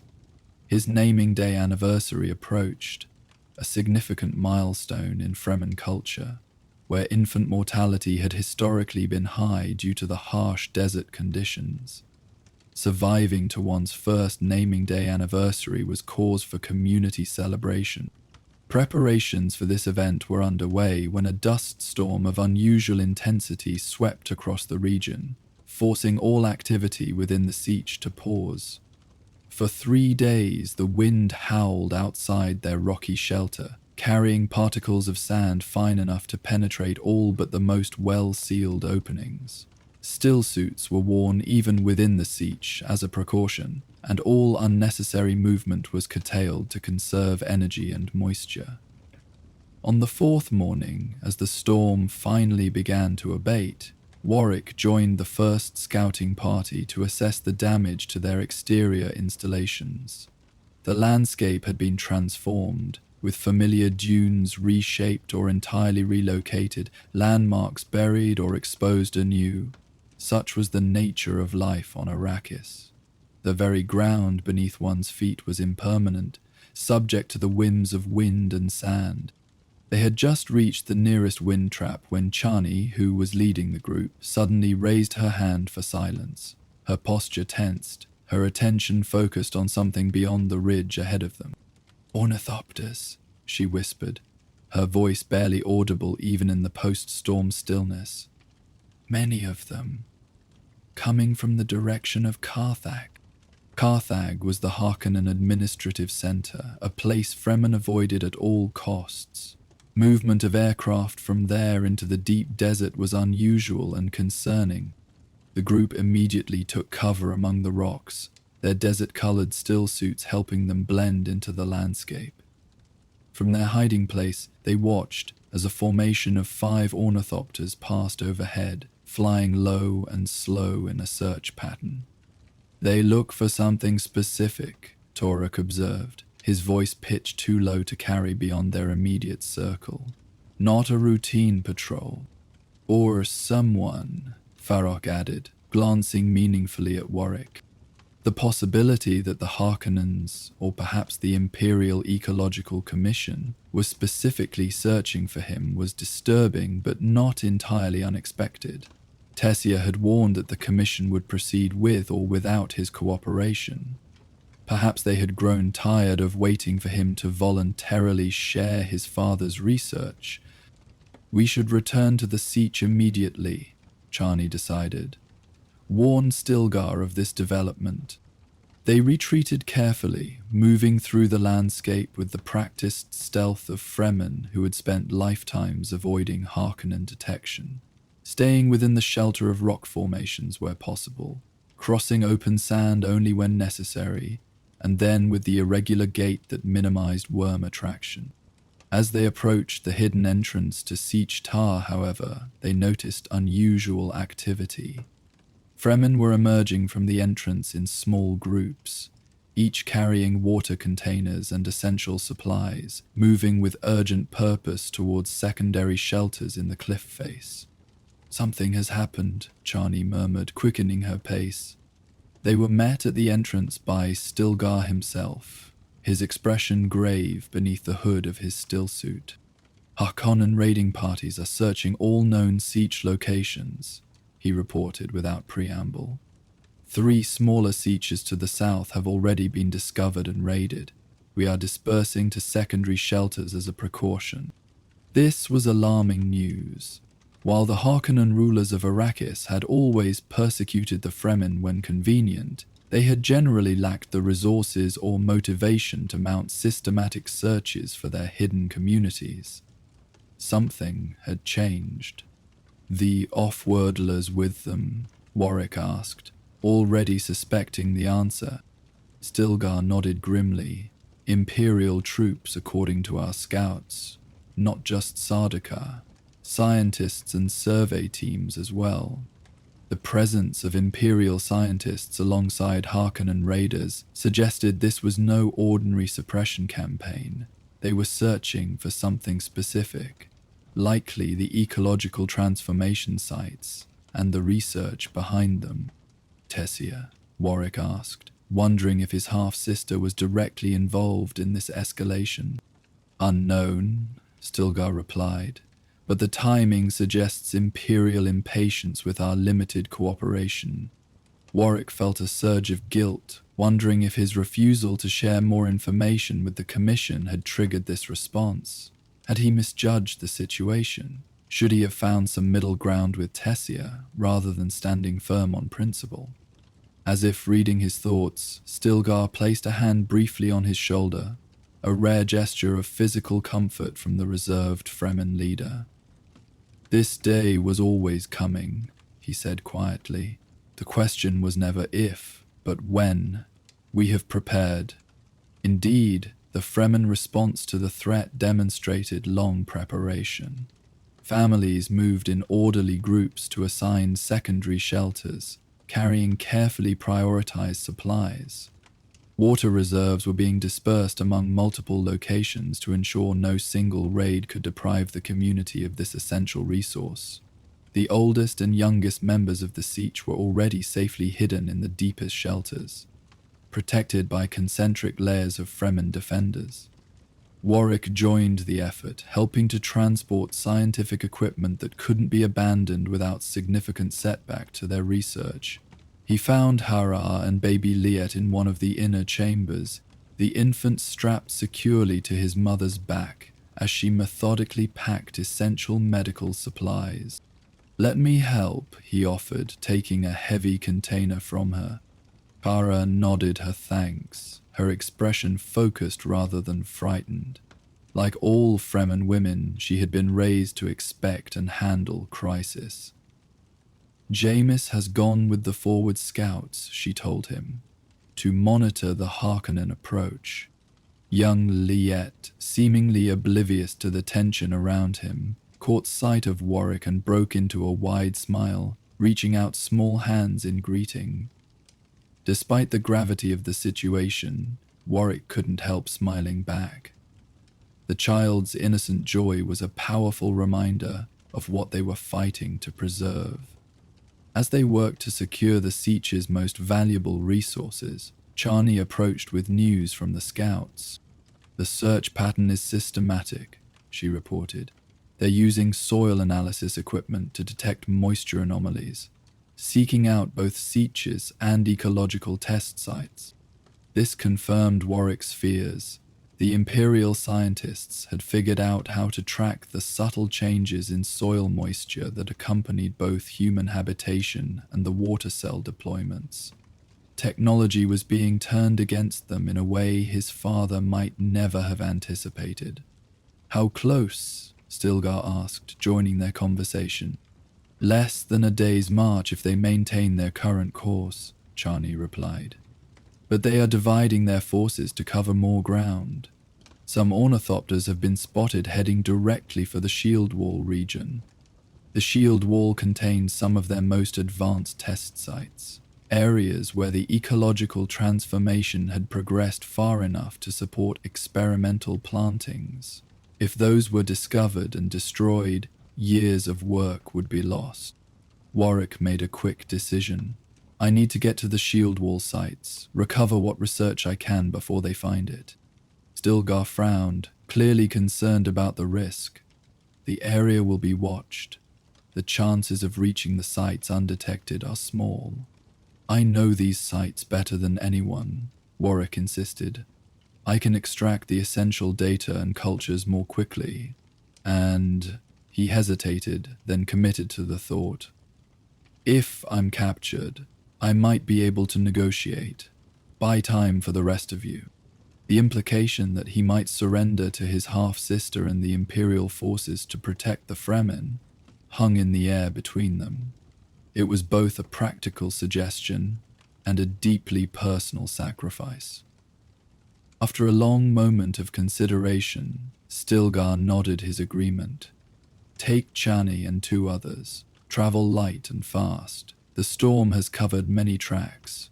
Use that to your advantage."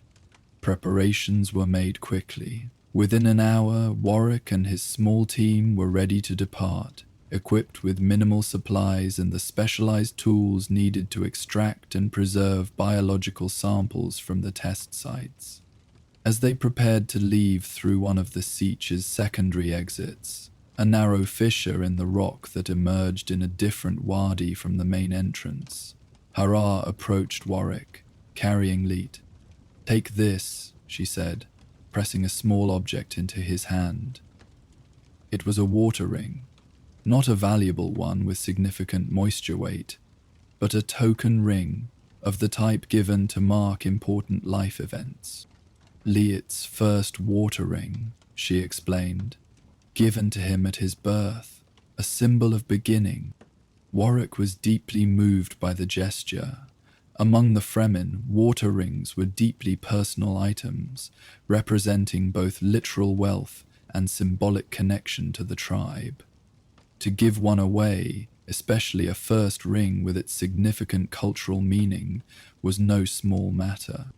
"I will return it to him," Warwick promised, securing the ring carefully within an inner pocket of his stillsuit.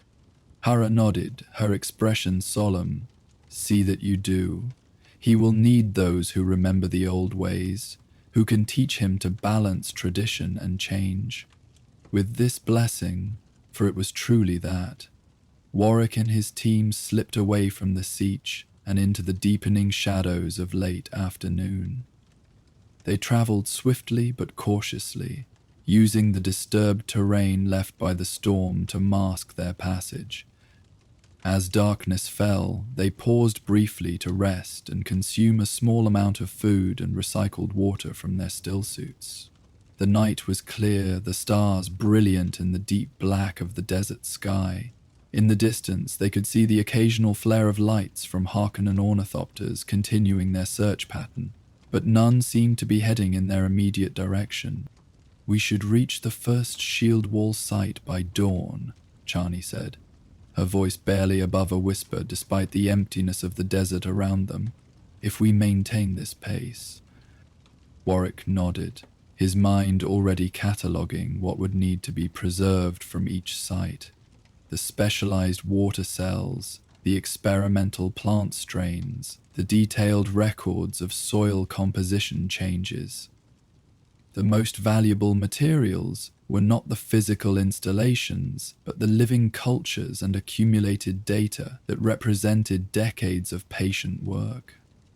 As they resumed their journey, moving as silently as shadows across the moonlit landscape, Warwick found himself reflecting on his father's legacy. Pardo Kynes had come to Arrakis as an imperial planetologist, a scientist of the very system that now threatened to appropriate or destroy his life's work. Yet he had found common cause with the Fremen, recognizing in their harsh existence a profound harmony with the desert's rhythms that imperial science too often overlooked. Now Warwick walked a similar path, balancing between worlds, not truly Fremen despite his years among them, yet no longer fully aligned with the imperial perspective of his birth. Like his father before him, he had found purpose in this middle ground, working to bridge the gap between differing ways of knowing and experiencing Arrakis. As they approached the shield wall, the stark cliff face looming against the pre-dawn sky, Warwick knew the decisions he made in the coming hours might determine not just his own fate, but the future of his father's dream. A dream now shared by thousands of Fremen across the desert planet. The first hints of dawn were lightening the eastern horizon when they reached the hidden entrance to the shield wall site. This particular location had been chosen for its natural camouflage, a narrow crevice in the cliff face that widened into a series of connected caverns, ideal for controlled environment experiments. Chani went ahead to ensure the site remained undiscovered, returning after a tense few minutes with confirmation that all was clear. They slipped inside, sealing the entrance behind them. The main cavern had been transformed over many years into a sophisticated research station. Carefully regulated light panels mimicked both the intensity and spectrum of Arrakis' sun.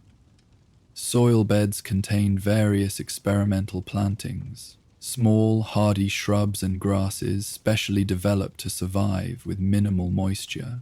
In the deepest heart of Sietch Tabra, far from the common areas where daily life unfolded, there existed a chamber known only to those who had completed certain rites of passage. Carved directly from the living rock eons ago, its walls smoothed by countless hands over generations, the chamber was accessed through a narrow, winding passage that descended gently but persistently into the cool depths of the Sietch. Tonight, as the twin moons of Arrakis cast their silver light upon the desert far above, 16-year-old Leia approached this passage with measured steps, her heart beating a rhythm that seemed too loud in the hushed corridor. Behind her walked Jameis, father of young Leia, whose naming ceremony 6 months earlier had marked the beginning of a time of great change for the Sietch. Ahead walked the Reverend Mother, her ancient form moving with surprising grace, leading them toward an experience that would forever alter Leia's place within the tribe. "Are you afraid?" Jameis asked quietly, his voice barely audible even in the silent passage. Leia considered the question carefully, as befitted a Fremen youth on the cusp of adulthood. Fear was not to be denied among her people, that was the way of self-deception and weakness, but neither was it to be surrendered to. "I am aware of fear," she answered finally. "I allow it to pass through me. When it has gone, only I remain." Jameis nodded approval. She had quoted the litany against fear perfectly, not as a recitation, but as a living philosophy. That was good. She would need this discipline for what lay ahead. The Reverend Mother did not turn or acknowledge their whispered exchange. Her focus remained on the path before them, leading them deeper into the sacred spaces of the Sietch, to the chamber where Leia would experience her first spice dream vigil. a milestone that marked the beginning of true Fremen adulthood. This ritual had gained even greater significance in recent months, with imperial ecologists showing unprecedented interest in Arrakis and rumors of increased Harkonnen patrols in the deep desert. Every tradition that strengthened Fremen identity and resilience had taken on renewed importance. The knowledge and vision that came with spice awareness might prove crucial in the trials that surely lay ahead. At last, they reached the chamber. The Reverend Mother paused at its entrance, a simple arch carved from the rock and marked with ancient symbols that spoke of water, sand, and the great maker, Shai-Hulud. Beyond this threshold, she said, speaking for the first time since they had begun their descent, you enter not only a sacred space, but a sacred state of being. What you experience here remains here, shared only with those who guide you and those you may one day guide.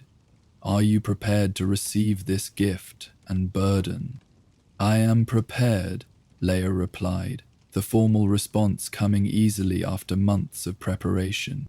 The Reverend Mother studied her for a long moment, her blue within blue eyes seeming to peer beyond Leia's composed exterior to the emotions beneath. Whatever she saw there must have satisfied her, for she nodded once and gestured for them to follow her into the chamber. The space that opened before them was larger than Leia had expected, roughly circular with a domed ceiling that rose to a height of perhaps 3 meters at its center. The walls were lined with small niches carved into the rock, each holding a single candle that cast a warm, gentle light throughout the chamber. The floor was covered with thick, woven mats made from desert cotton and spice fiber, creating a surface that was both firm and yielding beneath their feet. At the center of the chamber stood a small stone table, low to the ground and surrounded by cushions for sitting. Upon the table rested a simple clay bowl, a water pitcher, and a small container that Leia knew would hold the measured amount of melange she would consume. Enough to open her mind to the spice dream, but not so much as to overwhelm her unprepared consciousness. The air carried the distinct cinnamon scent of melange, subtle but unmistakable, mixed with the cleaner smell of recently extinguished incense. The temperature was noticeably warmer than the corridor outside, heated by braziers recessed into the walls that glowed with a soft red light. Sit, the Reverend Mother instructed, indicating one of the cushions at the table. Leia complied, folding her legs beneath her in the traditional Fremen manner, back straight, hands resting palms up on her thighs in the position of receptivity. Jamis took a place to her right, while the Reverend Mother seated herself directly across the table, her ancient eyes never leaving Leia's face.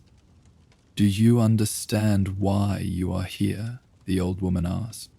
"I am here to receive the gift of inner sight," Leia responded, "to glimpse the awareness that binds our people to Arrakis and to each other." "That is the beginning of understanding," the Reverend Mother acknowledged, "but there is more. Tell me, what is spice to the Fremen?" Leia had been taught the answer to this question since childhood, but she knew that rote recitation would not satisfy. She took a moment to compose her thoughts, to find the truth as she had come to understand it. "Spice is the blessing and the test of Shai-Hulud," she said slowly. "It extends life and expands consciousness. It binds us to the planet and to each other. It is the wealth of Arrakis, coveted by the Empire but truly belonging only to those who understand its source and meaning." The Reverend Mother nodded slightly, her expression unchanging. "And what do you seek from this experience?" This question was unexpected, not part of the traditional catechism Leia had been taught. She glanced briefly at Jamis, but his face revealed nothing, offering no guidance. "I seek," she hesitated, then decided on complete honesty. "I seek to understand my place. In the Sietch, on Arrakis, in the future that approaches us. A flicker of something, approval perhaps, crossed the Reverend Mother's weathered features. Truth is the foundation of wisdom, she said, and wisdom will be needed in the days to come. She reached for the small container on the table, removing its lid to reveal a measure of fine orange-red spice powder. The mélange opens doors within the mind, but you must choose which to enter and how far. This amount is carefully measured, enough to guide you to the threshold but not to force you across it. The choice to see, to understand, remains yours. She poured a small amount of water from the pitcher into the clay bowl, then added the spice, stirring it with a finger until it dissolved completely. The cinnamon scent intensified, filling the chamber with its distinctive aroma. "Drink," she instructed, pushing the bowl toward Leia. Not quickly as with water in need, but slowly, mindfully, aware of each sensation. Leia took the bowl in both hands, feeling its weight, the coolness of the clay against her palms. She raised it to her lips and sipped carefully, allowing the spice-infused water to rest on her tongue before swallowing. The taste was familiar. She had consumed spice in small amounts all her life, as did all Fremen, but never in this concentration, never with this deliberate purpose. It tasted of the desert itself, of heat and hidden life, of ancient knowledge and future possibility. She continued to sip slowly until the bowl was empty, then returned it to the table with hands that remained steady despite the anticipation building within her. "Now," the Reverend Mother said, "close your eyes and turn your awareness inward. Do not seek the vision, allow it to find you." Leia complied, letting her eyelids fall closed, focusing on her breathing as she had been taught. In, out, deep and measured. The sounds of the chamber, the subtle crackle of the candles, the almost imperceptible shift of fabric as Jameis adjusted his position, the steady breathing of the Reverend Mother, seemed to grow both more distant and more distinct, as if she were simultaneously moving away from and deeper into the physical world around her.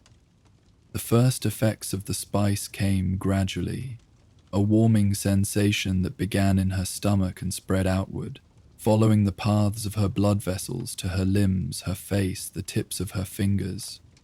Her heartbeat seemed to slow and intensify at the same time, each pulse resonating through her entire body like the rhythmic compression of sand beneath a maker's passage. Time became fluid, stretching and compressing in ways that defied normal perception. A single breath might last an eternity, while complex thoughts flashed through her mind in instants too brief to fully grasp.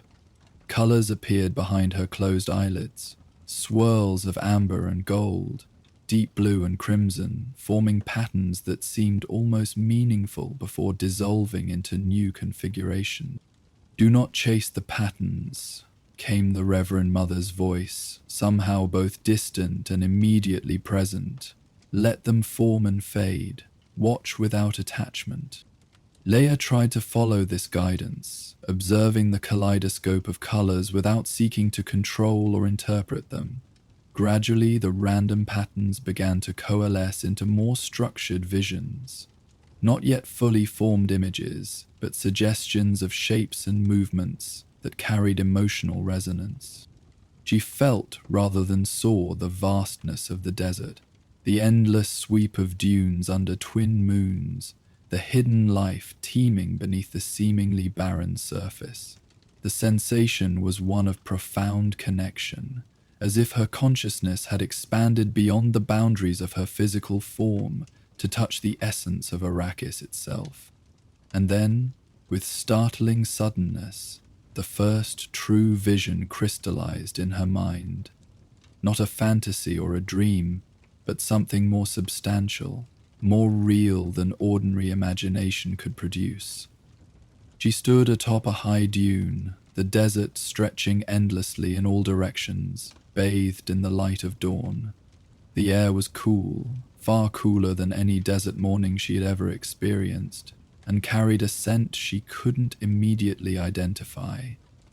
Looking down, she saw that the sand at her feet was different. Darker, moister, alive in a way that desert sand was not. And from this living sand a tiny green shoot emerged, unfurling leaves no bigger than her smallest fingernail toward the rising sun. As she watched, breathless with wonder, more shoots appeared, first one, then three, then dozens, spreading across the dune in a wave of impossible green. "What do you see?" The Reverend Mother's voice seemed to come from both within and without, anchoring her to the chamber even as the vision continued to unfold. "Life," Leia whispered, unsure if she spoke aloud or only in her mind. Green life emerging from the sand, not in a palamede or near water, but on the open desert. "Observe without judgment," came the instruction. "Accept what is shown." The vision shifted, the perspective pulling back to reveal that the greening dune was not alone. Across the landscape, patches of vegetation had taken root, creating a mosaic of life amidst the still dominant sand. In the distance, where once there had been only the unbroken line of the horizon, low hills now rose, their slopes covered with small, hardy plants that swayed in a gentle breeze.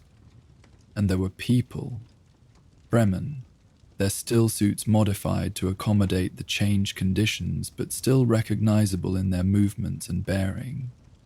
They moved among the plants with purpose, tending, harvesting, nurturing. Their faces were turned away or obscured, but their posture spoke of pride and belonging. The scene filled Leia with a complex mixture of emotions: wonder at the transformed landscape, pride in her people's evident role in the change, but also a strange sense of loss for the harsh purity of the desert she had known all her life. This new Arrakis was beautiful but different, the world of her ancestors altered into something they might not recognize. As if responding to her ambivalence, the vision shifted again. Now she stood at the edge of a vast depression in the sand, a basin that in her time would be empty save for dunes and occasional rock outcroppings.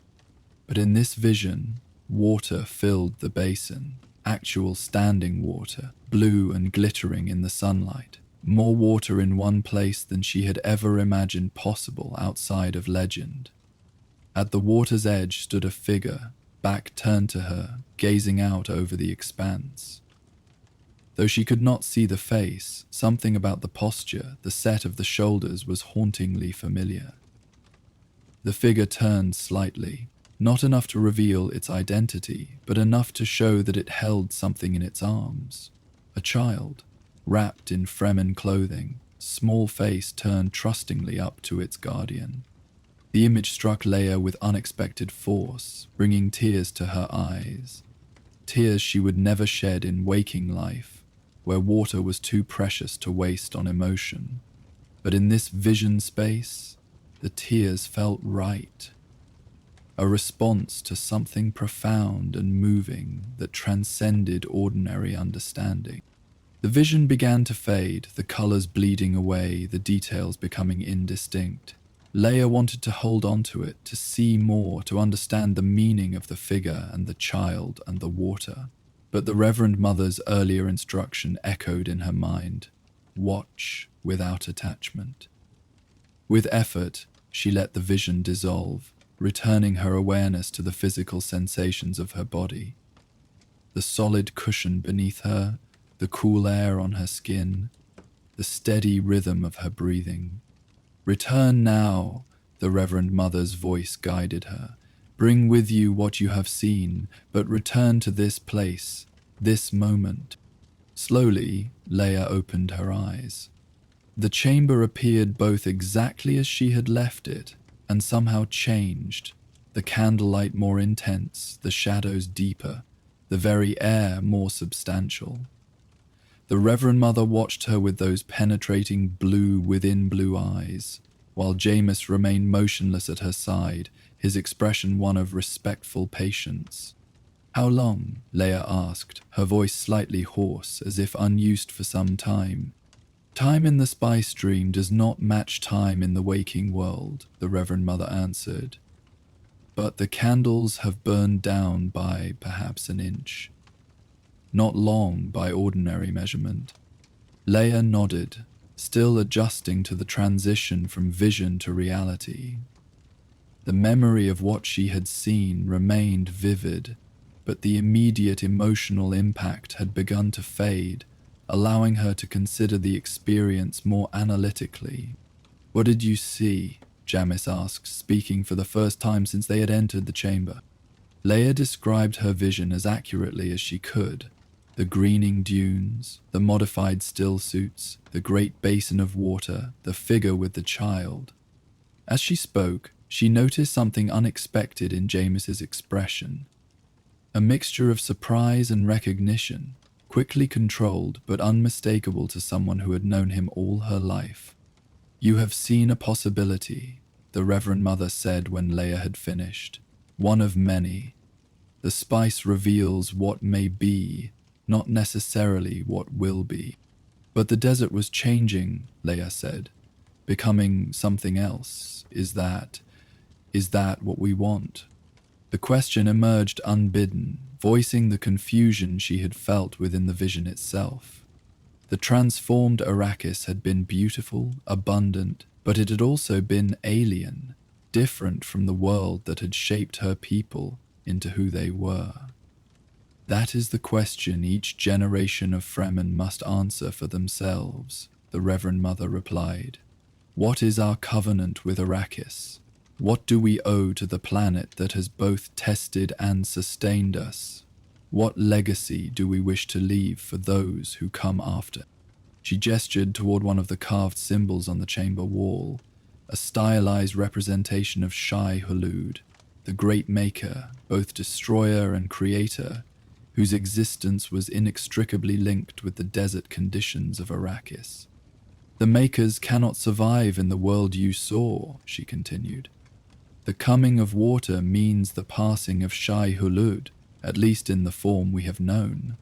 This knowledge has been preserved among us since the beginning of our time on this planet. It is both a promise and a warning." Leia felt the weight of this revelation settle over her. She had been raised with the dream of a transformed Arrakis. It was part of Fremen teaching, the great work toward which they all contributed their water and labor. But she had never fully considered what that transformation would mean for all aspects of their way of life, for the sacred relationship between the Fremen and Shai-Hulud. "I don't understand," she admitted finally. "If the makers are sacred, why do we work toward a future where they cannot exist?" "That," said Jameis, his voice gentle but firm, "is the paradox at the heart of our covenant with Arrakis. We prepare for a future we may never see, while honoring the present that sustains us. We work toward transformation, while preserving the wisdom that the desert has taught us." The Reverend Mother nodded. "This is why the Spice Dream Vigil comes before full adult responsibility within the tribe. To be Fremen is to live with contradiction, to hold opposing truths in balance. The desert kills, yet we love it. We work to change Arrakis, yet we revere what it is. We preserve water with fanatical discipline, yet we give our dead to the tribe's reservoir without hesitation." She leaned forward, her gaze intensifying. "What matters is not that these things seem contradictory to outsiders, or even to our own questioning minds. What matters is the underlying truth that unifies them. Our commitment to the well-being of the tribe, the survival of our way of life in its essence, if not its form, the legacy we build for future generations." Leia considered this, turning the concept over in her mind. It resonated with something she had felt within the vision itself, that tension between wonder at the transformed landscape and nostalgia for the desert she knew. Perhaps both responses were valid, both perspectives necessary for the fullness of Fremen identity.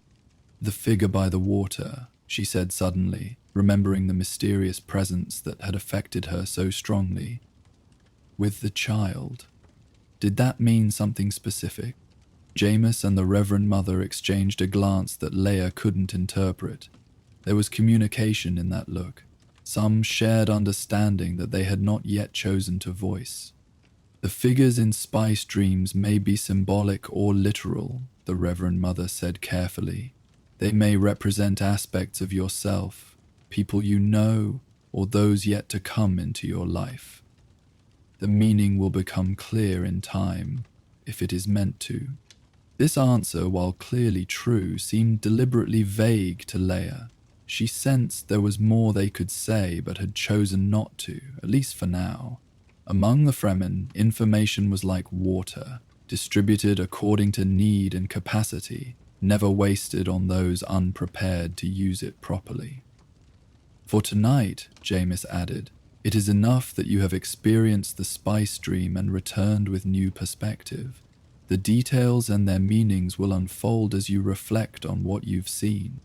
The Reverend Mother reached for a small pouch at her waist, opening it to reveal a pinch of ordinary cooking spice, not the potent mélange concentrate she had consumed earlier, but the everyday seasoning used in Fremen meals. "Taste," she instructed, extending her hand with the spice in her palm. "Reconnect with the present moment through this familiar sensation." Leia took the offered spice and placed it on her tongue, letting the familiar flavor ground her in the here and now. The subtle bite of the herbs helped clear the lingering haziness from her mind, bringing her fully back to the physical reality of the chamber. The transition from spice dream to waking consciousness can be disconcerting, the Reverend Mother explained. Especially the first time, familiar sensations help re-establish the boundaries between inner and outer experience. Leia nodded her understanding, grateful for the guidance. Though the intense effects of the mélange had largely subsided, she still felt different, more aware of the subtle energies in the chamber, the patterns of light and shadow, the slight variations in temperature as air circulated through the space. It was as if a new layer of perception had been added to her normal senses, not overwhelming them, but complementing and enhancing her awareness. "What happens now?" she asked. "Now you rest," the Reverend Mother said, "preferably in solitude, allowing the experience to settle within you naturally. Tomorrow, you may join the water counting ceremony as a full adult member of the tribe, with all the responsibilities and privileges that entails."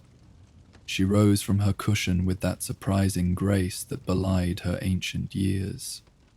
"I will leave you with Jameis, who will guide you back to the living quarters when you are ready. There is no rush. Take the time you need." With these words, she moved toward the chamber entrance, her small form casting a long shadow in the candlelight. At the threshold, she paused and looked back, her expression softening slightly. "You have done well, Leia," she said. "The path ahead will not be easy for any of us, but you have shown the strength and insight needed for the journey." Then she was gone, her soft footsteps fading as she ascended the winding passage back toward the main areas of the siege. In the quiet that followed her departure, Leia became aware of subtle changes in Jameis's demeanor. The formal reserve he had maintained throughout the ceremony had relaxed somewhat, allowing her to see the man behind the ritual role, a man who had known her since childhood, who had watched her grow from a small, serious girl into the young woman who now sat before him. "You are thinking of Leet," she said suddenly, the insight coming with unexpected clarity. "My vision reminded you of your son." Jameis looked startled, then thoughtful. "Yes," he admitted, "though not in the way you might imagine." "Tell me, in your vision, did you recognize the figure by the water?" or the child it held? Leah shook her head. No, they were familiar somehow, but not in a way I could name. It was more a feeling of connection than recognition. He nodded slowly. That is often the way with spice dreams. They speak to us in the language of emotion and intuition, not always in clear images or direct messages. But it did mean something to you, Leia pressed gently. Something about Liet. Jamis was silent for a long moment, his gaze focused on the candle flames, as if seeking guidance in their dancing light. When he finally spoke, his voice was quiet but intense. The night before Liet's naming ceremony, I had a dream. Not a spice dream. I had consumed no mélange beyond the usual amount in our food, but vivid nonetheless. In it, I saw a man standing by water, holding a child. He looked up, meeting Leia's eyes directly. I could not see the man's face clearly, but I knew it was not me. And I knew the child was Liet, grown beyond infancy but still young. A shiver passed through Leah despite the warmth of the chamber. The similarity to her vision was too specific to be coincidence. Yet she had never heard of this dream until now. What does it mean? She asked. I don't know with certainty, Jamis replied, but I believe it connects to the future of Arrakis, to the transformation we work toward, and to the role our children may play in it. Liet was named for Pardot Kynes, who first brought the dream of a green Arrakis to the Fremen. Perhaps that name carries a destiny with it. He fell silent again, seeming to debate whether to say more. Finally, he continued, The Reverend Mother believes these shared visions, yours and mine, may relate to the coming changes we've sensed. The increased imperial interest in Arrakis, the pressure from Warwick's half-sister and her ecological commission, the hints of conflict on the horizon. But my vision showed peace, Leia pointed out. Growth, transformation, but not war or destruction. Yes, Jamis acknowledged, and that is significant. It suggests that whatever trials lie ahead, the dream itself, the future we work toward, remains viable. The path may be more difficult than we anticipated, but the destination still exists. He leaned forward slightly, his expression earnest. Leia, what you experienced tonight is sacred, but it is also practical. The spice awareness gives us insights that may prove crucial in the days to come. As a full member of the tribe, you will be expected to share relevant aspects of your visions with the Council when appropriate, while keeping the deeper, personal elements private. How will I know which is which? She asked. What to share and what to keep within? Trust your instincts, he advised. The same awareness that brought you the visions will guide you in interpreting their significance and appropriate use. Leia nodded, accepting this guidance. Among the Fremen, personal responsibility and communal obligation were not separate values, but aspects of the same fundamental principle. Each individual's actions affected the tribe's welfare, and the tribe's strength protected each individual. As they sat in companionable silence, the candles burning lower, Leia found herself reflecting on all that had occurred. The spice dream had changed her, not dramatically, but subtly and permanently. She sensed new depths within herself, new capacities for understanding that would continue to develop over time. And with this growth came a clearer sense of purpose. Whatever challenges lay ahead, whether from the Imperial Ecological Commission, the Harkonnens, or the harsh conditions of Arrakis itself, she would face them as a full member of her community, contributing her strength and insight to their collective survival and vision. I'm ready to return, she said finally, feeling the truth of the statement in both body and spirit. The lingering effects of the mélange had stabilized into a pleasant state of heightened awareness, neither disorienting nor overwhelming. Jamis rose smoothly from his cushion, offering a hand to help her up. Then let us go back to the living quarters. Tomorrow will bring its own challenges and opportunities. Together they moved toward the chamber entrance, leaving the candles burning behind them. They would be extinguished later by those responsible for maintaining the sacred spaces. The passage upward seemed shorter somehow than it had on their descent, the gradual incline leading them back toward the familiar areas of the Sietch, where daily life continued in its measured rhythms. As they walked in silence, Leia became increasingly aware of the sounds and scents of the Sietch around them, the distant murmur of voices from the common areas, the subtle rush of air through the ventilation shafts, the mingled aromas of cooking, human activity, and the omnipresent dust of Arrakis that permeated even the most protected interior spaces. These ordinary sensations, filtered through her spice-enhanced awareness, took on new significance. She perceived not just the immediate physical reality, but the complex web of relationships and meanings that sustained the Fremen way of life. Each sound represented communication and connection between tribe members. Each scent told a story of resources carefully managed and shared. Even the dust spoke of their fundamental relationship with Arrakis, a harsh planet that tested them constantly, yet provided everything they truly needed. They emerged into one of the main corridors of the Sietch, where small groups of Fremen moved about their evening activities. Though no one directly approached or questioned them, the purpose of their absence was generally known and respected. Leia noticed subtle acknowledgements in the glances and nods directed their way. Her status had changed, and the community had already begun to recognize that change. Near the entrance to the family quarters, they encountered Hara, carrying young Leet in a sling across her chest. The infant, now nearly 7 months old, was awake and alert, his dark eyes taking in the world around him with remarkable focus for one so young. When he spotted Jamis, he made a sound of recognition and reached out small hands toward his father. "He has been waiting for your return," Hara said with a small smile. "He grows more stubborn about sleep when you are absent." Jamis reached out to touch his son's cheek gently. "Then I am just in time. Stubborn is good in a Fremen, but not when it denies necessary rest."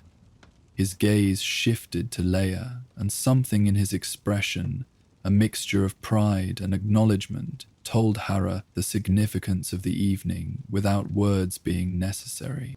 "You've completed the vigil," she said to Leia. "Welcome to full membership in the tribe." "Thank you," Leia replied, feeling the weight and honor of the recognition. Hara nodded toward the nearby passage that led to Leia's family quarters. "Your parents await you, but they understand if you prefer solitude this evening. The first spice dream requires time for integration." "I think I'll speak with them briefly, then seek rest," Leia decided. "There is much to consider." "A wise choice," Hara approved.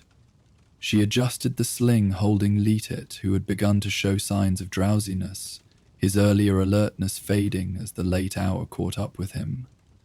"May your dreams be as clear as desert air." With this traditional Fremen blessing, she and Jamis continued toward their own quarters, leaving Leia to complete the final steps of her journey alone. As she made her way to her family's living space, Leia felt a profound sense of completion. The day had begun with her as a child in the eyes of the tribe, despite her 16 years. It would end with her as an acknowledged adult, ready to take her place in the complex social structure that sustained Fremen life on Arrakis. Yet this completion was also a beginning. The spice dream had opened doors of perception and understanding that would never fully close again. The visions she had experienced of the transformed desert, the standing water, the mysterious figures, would continue to unfold their meanings over time, guiding her decisions and deepening her connection to both the present reality and future possibility of Arrakis. And beyond her personal growth lay the greater challenges facing her people: the increased imperial presence, the threat to their water transformation work, the delicate balance of power between the Fremen, the Harkonnens, and the distant but ever-present influence of the Emperor. But those concerns were for tomorrow. For tonight, she would rest in the knowledge that she had taken an important step forward on her life's path, joining the generations of Fremen who had experienced the Spice Dream vigil before her, and adding her strength to the collective resilience of her people. Outside the Fremen settlement, the vast desert of Arrakis continued its timeless existence. Sand shifting in the night breeze, great makers moving beneath the dunes, the spice cycle perpetuating itself as it had for millennia. And above it all, the stars shone down with cold brilliance, witnessing both the unchanging patterns of the planet and the subtle, persistent efforts of its human inhabitants to forge a different future. A future that Leia had glimpsed, if only for a moment, through the mystical awareness granted by the Spice Dream Vigil. That night, as she drifted towards sleep in the quiet darkness of her sleeping chamber, the memories of her vision merged with ordinary dreams, creating new patterns of understanding that settled deep within her consciousness. And though she would not remember these within dreams upon waking, their influence would remain, a subtle current of insight flowing beneath the surface of her thoughts, connecting her more deeply to the planet she called home and the future she would help to shape. In the morning she would emerge transformed, not visibly perhaps, but fundamentally. A Fremen adult, bound by water and spice and shared vision to the destiny of Arrakis, ready to face whatever challenges lay ahead with the strength and wisdom her people had cultivated through countless generations of desert survival and communal purpose. But that was for tomorrow. Tonight, she slept and dreamed beneath the first sun of Arrakis had barely crested the eastern horizon, its golden light spilling across the endless sea of dunes, when Chani and her small patrol departed from the hidden entrance of Sietch Tabr. They moved in perfect silence, their still suits freshly serviced, their steps falling in the irregular pattern that mimicked natural desert sounds, rather than the rhythmic footfalls that would attract a maker's attention. Each carried a minimal pack containing only the essentials: water, concentrated food, mapping tools, and emergency signaling equipment. Their mission was vital but routine. Following the season's first major storm, they needed to chart the changed landscape and identify safe passages through the shifting domain of sand and wind. The very features that had sheltered their people for generations, hidden sieges, water caches, and emergency refuges, could become inaccessible if the constantly evolving topography of the desert was not diligently monitored. Chani led the patrol with the quiet confidence that had earned her respect far beyond her 22 years. Behind her walked Farrokh, whose knowledge of wind patterns had proven invaluable on previous expeditions. At the rear came Leia, newly admitted to adult status within the tribe after her Spice Dream vigil the previous month, and eager to prove herself worthy of inclusion in this important work. For the first hour, they kept to the rocky terrain that bordered the Great Desert, moving from one outcropping to another to minimize their time exposed on open sand. But eventually, the rocks gave way to the vast dune sea that dominated the deep desert, an ocean of sand rippling toward the horizon in ever-changing formations. Chani paused at this threshold, studying the dune patterns with experienced eyes. "The storm has changed everything," she observed quietly. "The northeastern corridor we mapped last season is gone. See how the wind has built that massive dune where the passage used to be?" Varric nodded, his gaze following her pointing finger to a towering ridge of sand that had not existed 2 weeks earlier. We'll need to find a new route around it. The sand there is too steep and loose for safe passage. Leia, taking her cue from the senior members, studied the terrain carefully. Her training had included extensive lessons on dune formation and stability, but this was her first opportunity to apply that knowledge in the field. "Could we traverse along the western face?" she suggested hesitantly. "The ripple patterns suggest more compacted sand there." Chani considered the suggestion with serious attention, neither dismissing it because of Leia's junior status, nor accepting it without evaluation.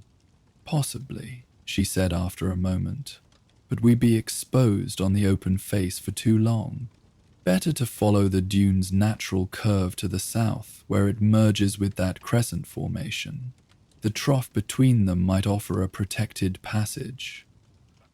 As they set out across the first stretch of open sand, the silence deepened.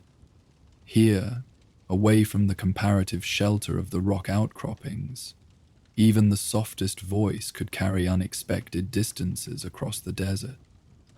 The Fremen moved like spirits, their desert-colored still suits blending with the sand, their footsteps carefully placed to leave minimal disturbance. The heat intensified quickly as both suns climbed higher in the cloudless sky. Though their still suits recycled body moisture with remarkable efficiency, water discipline remained paramount. Each patrol member carefully monitored their exertion, breathing steadily through their suits' moisture-reclaiming filters, maintaining the precise balance between necessary movement and water conservation. By midday, they had reached the massive dune Chani had identified earlier. Up close, it was even more imposing, a mountain of sand rising nearly 100 meters from base to crest. Its windward face rippled with intricate patterns, while its leeward side dropped away in a steep, unstable slope. "We rest here briefly," Chani decided, indicating a small depression at the dune's base where they would be partially sheltered from both sun and wind. "Minimum water consumption. We'll continue when the worst of the day's heat has passed." They settled into the hollow, adjusting their still suits to maximize cooling while minimizing moisture loss.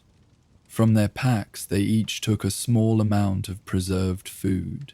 Energy-dense cakes of pressed spice fiber and desert mouse protein, designed to sustain strength while requiring minimal water to digest. As they ate, Farrokh used a small drawing tool to sketch the changed landscape in a weathered notebook. Not elaborate cartography, but precise notations that would later be incorporated into the Sietch's master maps. Leia watched with interest, noting how he marked certain dune formations with special symbols. "What does that mark mean?" she asked, pointing to a curved line with small hatchings that he had drawn alongside one of the larger dunes. "Sand tide indicator," Farrokh explained, not minding the interruption. Unlike some of the older Fremen, he believed in active teaching rather than expecting the young to learn solely through silent observation. "See how the dune's face shows those rippling bands of lighter sand mixed with the darker? That's a sign that this entire formation is slowly migrating southward, driven by the prevailing wind. We call that movement a sand tide." Leia studied the distant dune with new understanding. Now that Farrokh had pointed it out, she could see the subtle banding he described, variations in color and texture that would have seemed merely aesthetic to an untrained eye, but revealed crucial information about the dune's behavior to those who knew how to read the signs. "How quickly do they move?" she asked. "It varies," Chani answered, joining the conversation. "Some barely shift perceptibly over a season. Others might advance several meters in a single day if the wind is strong and consistent." She pointed to the massive formation they had detoured around. "That one is relatively stable for now, anchored by the rock formations beneath.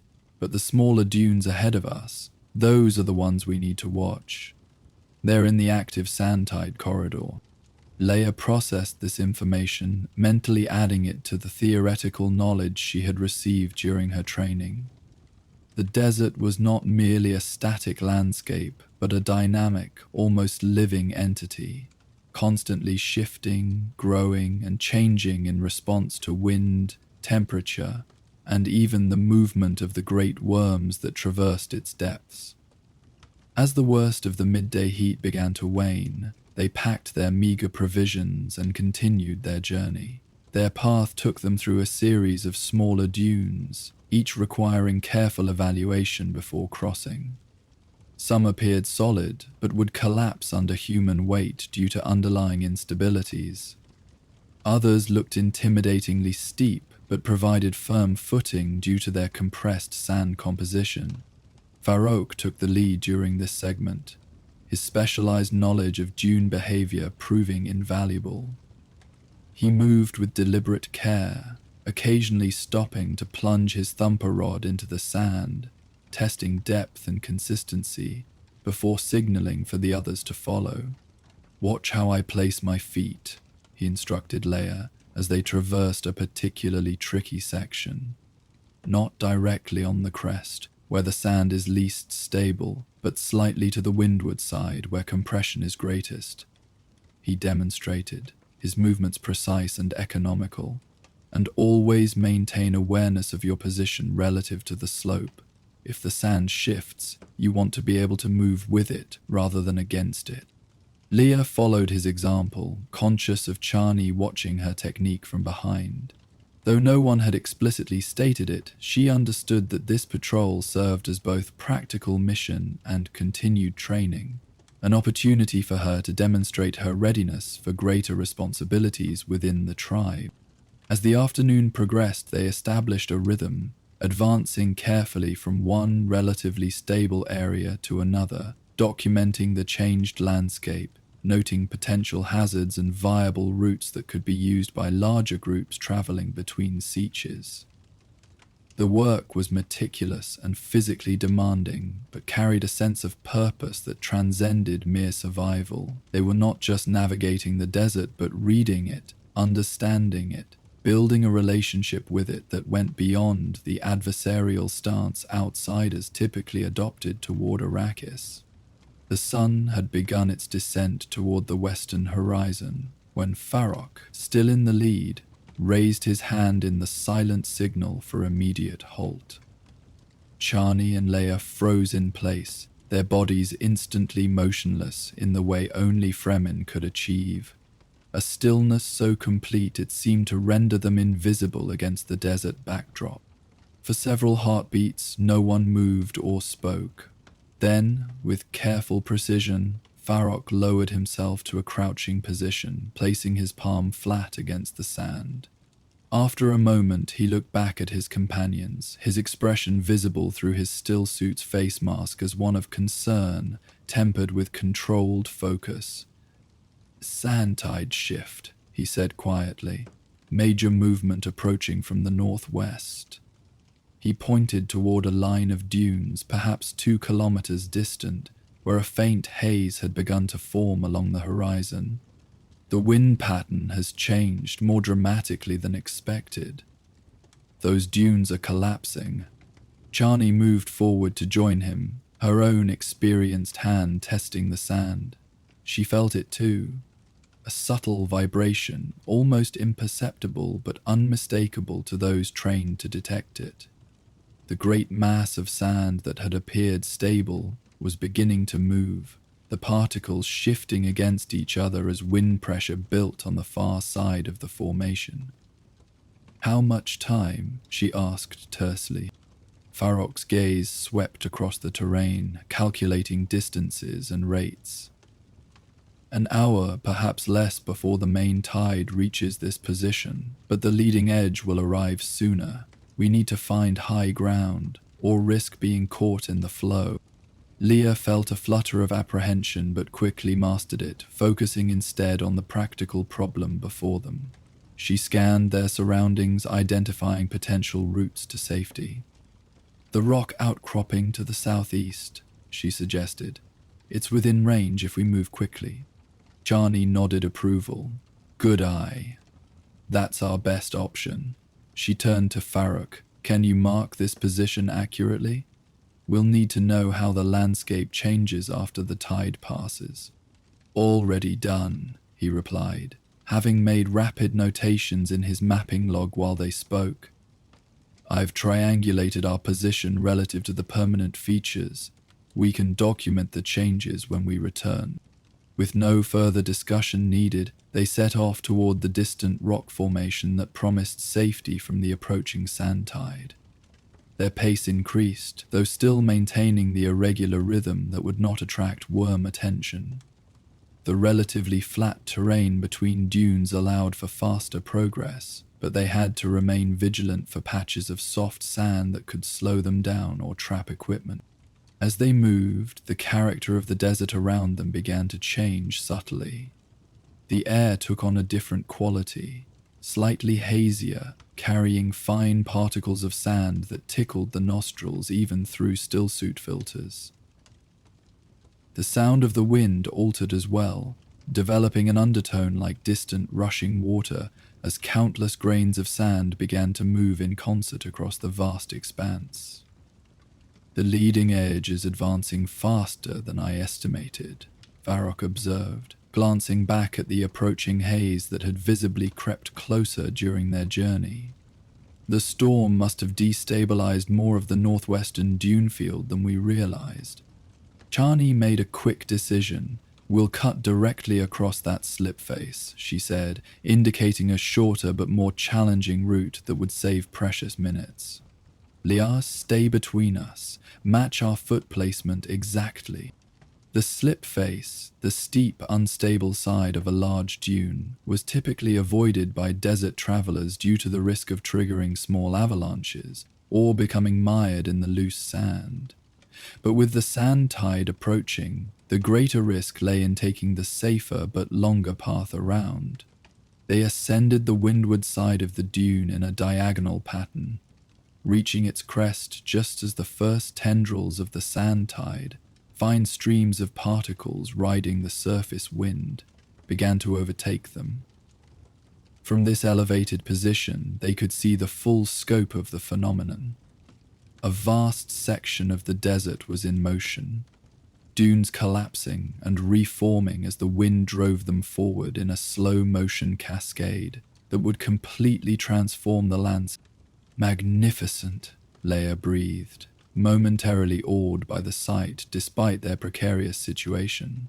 The destructive power contained in that flowing sea of sand was undeniable, but there was also a strange beauty to it. The beauty of natural forces operating on a scale that dwarfed human concerns. Magnificent indeed, Chani agreed, but we admire it from safety, not in its path. Now, we descend carefully, sidestep down the face. Don't slide or run. The descent was trickier than the climb, requiring perfect balance and controlled movements to avoid triggering a sandslide that could bury them or their equipment. They moved in precise coordination, their bodies angled slightly uphill, feet placed with deliberate care in a zigzag pattern down the steep incline. Halfway down, the first substantial edge of the sand tide reached the base of their dune. The leading particles swept up the slope toward them, creating a rippling effect across the formerly smooth surface. The footing, already treacherous, became even more unpredictable as the dune itself began to respond to the new forces acting upon it. Keep moving, Farrokh urged, his voice calm but insistent. The entire face will destabilize soon. They increased their pace slightly, still maintaining the controlled technique that kept them from sliding, even as the sand beneath their feet grew increasingly active. Fine particles swirled around their ankles, seeking paths of least resistance, occasionally cascading downward in miniature avalanches that threatened to undermine their carefully placed steps. When they finally reached the bottom of the slip face, the sand tide had fully arrived. The air was thick with suspended particles that reduced visibility and coated every exposed surface with a fine, gritty layer. The ground itself seemed to have come alive, rippling and flowing as the wind pushed countless tons of sand in a relentless advance across the desert floor. "Stay close," Chani ordered as they began the final leg of their journey toward the rock outcropping. "Step only where I step. The sand consistency is changing moment by moment." They moved in single file, Chani testing each step before committing her weight, Leia following precisely in her footprints, Farrokh bringing up the rear and occasionally glancing back to monitor the tide's progress. The rock formation grew steadily larger as they approached, its solid presence a welcome contrast to the fluid uncertainty of the sand around them. The final 100 meters proved the most challenging. Here the sand tide had created a series of small, rapidly evolving dunes that rose and collapsed in seemingly random patterns. Navigating this chaotic terrain required all their skill and concentration, each step a careful negotiation between stability and progress. When they finally reached the base of the rock outcropping, they quickly climbed to a position several meters above the desert floor. From this vantage point, they secured themselves and their equipment, then turned to witness the full spectacle of the sand tide's passage. The transformation of the landscape was astonishing. Dunes that had stood for months were flattened or reshaped beyond recognition. New formations rose where none had existed before. The topology they had carefully mapped earlier in the day was now largely obsolete, rendered meaningless by the irresistible force of wind and sand. "And this," Farrokh said with a trace of wry humor, "is why we never consider our maps finished."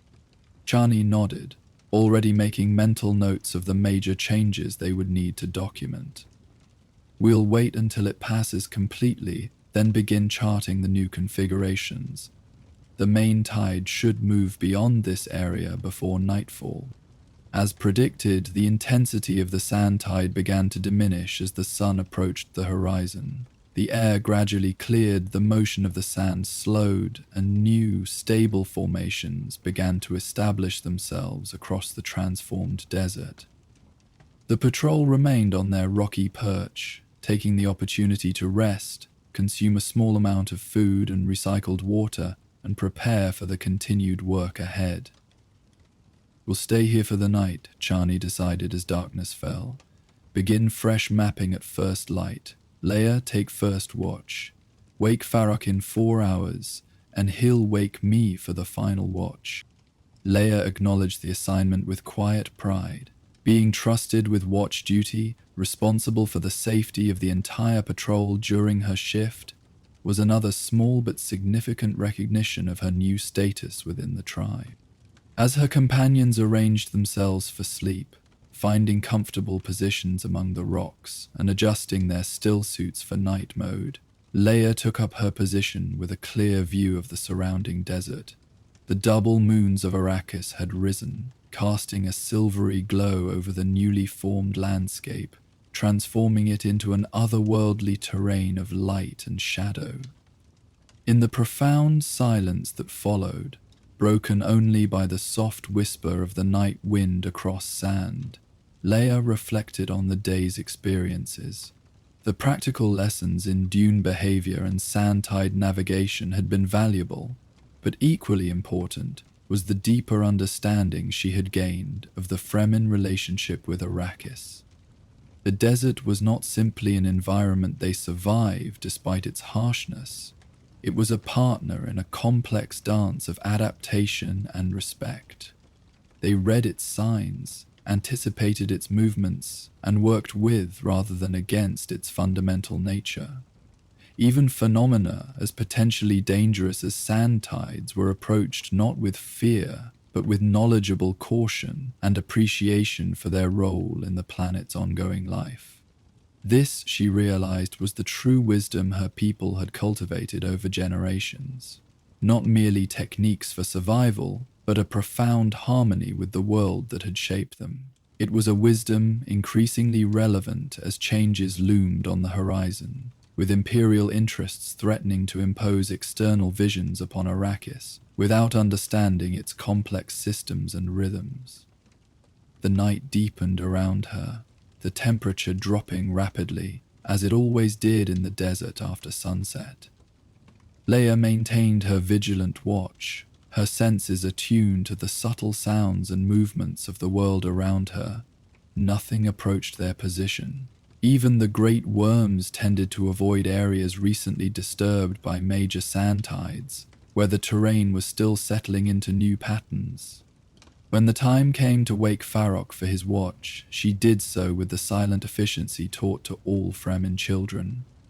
A light touch on the shoulder, a hand signal visible in the moonlight, and he was instantly alert. Transitioning from sleep to full awareness without the disoriented interim state that off-worlders experience. "I'll quiet," she reported in the barest whisper. He nodded acknowledgement. "Rest well. Tomorrow will bring its own challenges." Leia found a comfortable position among the rocks, adjusted her stillsuit, and closed her eyes. Sleep came quickly, as it did for those trained in Fremen water discipline. Her body needed rest, and so it rested, without the tossing and turning that wasted precious energy and moisture. The next morning arrived with the sudden brightness characteristic of desert dawns. One moment the sky was dark, scattered with stars. The next, the first sun crested the horizon, and golden light flooded across the transformed landscape. The patrol was already awake and preparing for the day's work, having risen in the pre-dawn darkness, as was Fremen custom. "We'll split the mapping duties," Chani instructed as they gathered their equipment. "Farrokh, take the northern sector. I'll cover the south. Leia, you'll document the central corridor where we traveled yesterday. Record all major formations and test for stability where possible." They descended from their rocky shelter to the desert floor, now firm and settled after the passage of the sand tide. The landscape that greeted them bore little resemblance to the one they had traversed the previous day, where there had been a series of parallel dune ridges running east to west. There was now a complex arrangement of crescent-shaped barkans and interconnected star dunes. The secure passage they had carefully plotted had vanished entirely, replaced by new potential routes that would need thorough evaluation. Leia moved methodically through her assigned sector, employing all the techniques she had been taught. She measured dune heights using a simple but accurate sighting tool, tested sand consistency with her thumper rod, and documented the ripple patterns that revealed underlying wind currents. Each observation was carefully recorded in her own mapping log, with particular attention to features that might affect travel safety. As the morning progressed, she found herself working with increasing confidence. The theoretical knowledge she had acquired during her training now connected with practical experience, creating a deeper understanding than either could provide alone. She began to perceive patterns in the apparently random arrangement of dunes, to anticipate where the sand might be most stable or most treacherous, based on subtle visual cues. Midway through her survey, she encountered a formation that puzzled her, a smooth, bowl-like depression surrounded by unusually symmetrical dunes. It resembled no pattern she had been taught to recognize, and its perfect roundness seemed almost artificial amidst the organic shapes of wind-sculpted sand. After documenting its dimensions and position, she decided to investigate more closely. Approaching cautiously, testing each step, she reached the rim of the depression and looked down into its shallow basin. The sand there was darker than the surrounding desert, with a slightly bluish tint that suggested unusual mineral content. Leia's curiosity was piqued, but Fremen caution prevailed. Rather than entering the strange formation immediately, she used her thumper rod to test its composition from the edge. The rod sank into the sand with surprising ease, encountering none of the expected resistance. When she withdrew it, the tip emerged coated with a fine, damp powder that glittered faintly in the sunlight.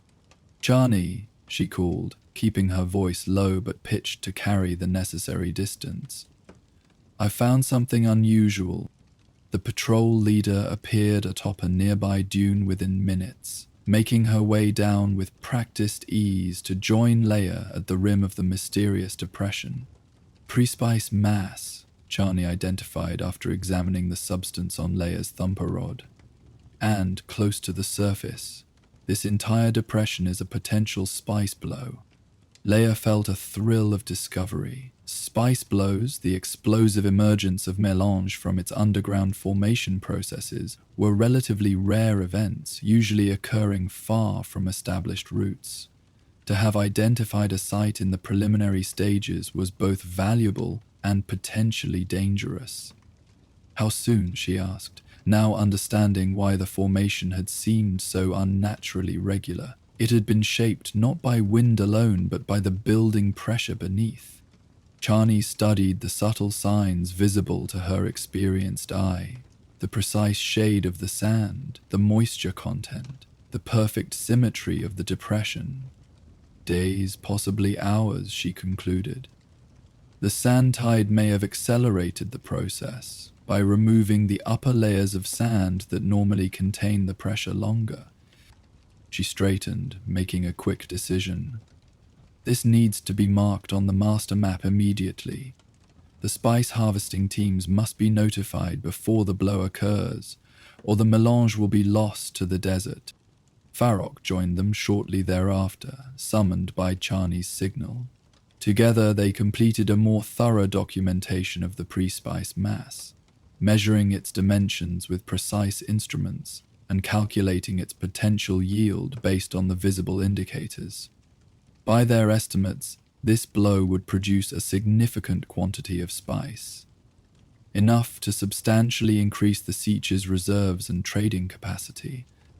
"A fortunate discovery," Farrokh commented as they finished their work and prepared to move on.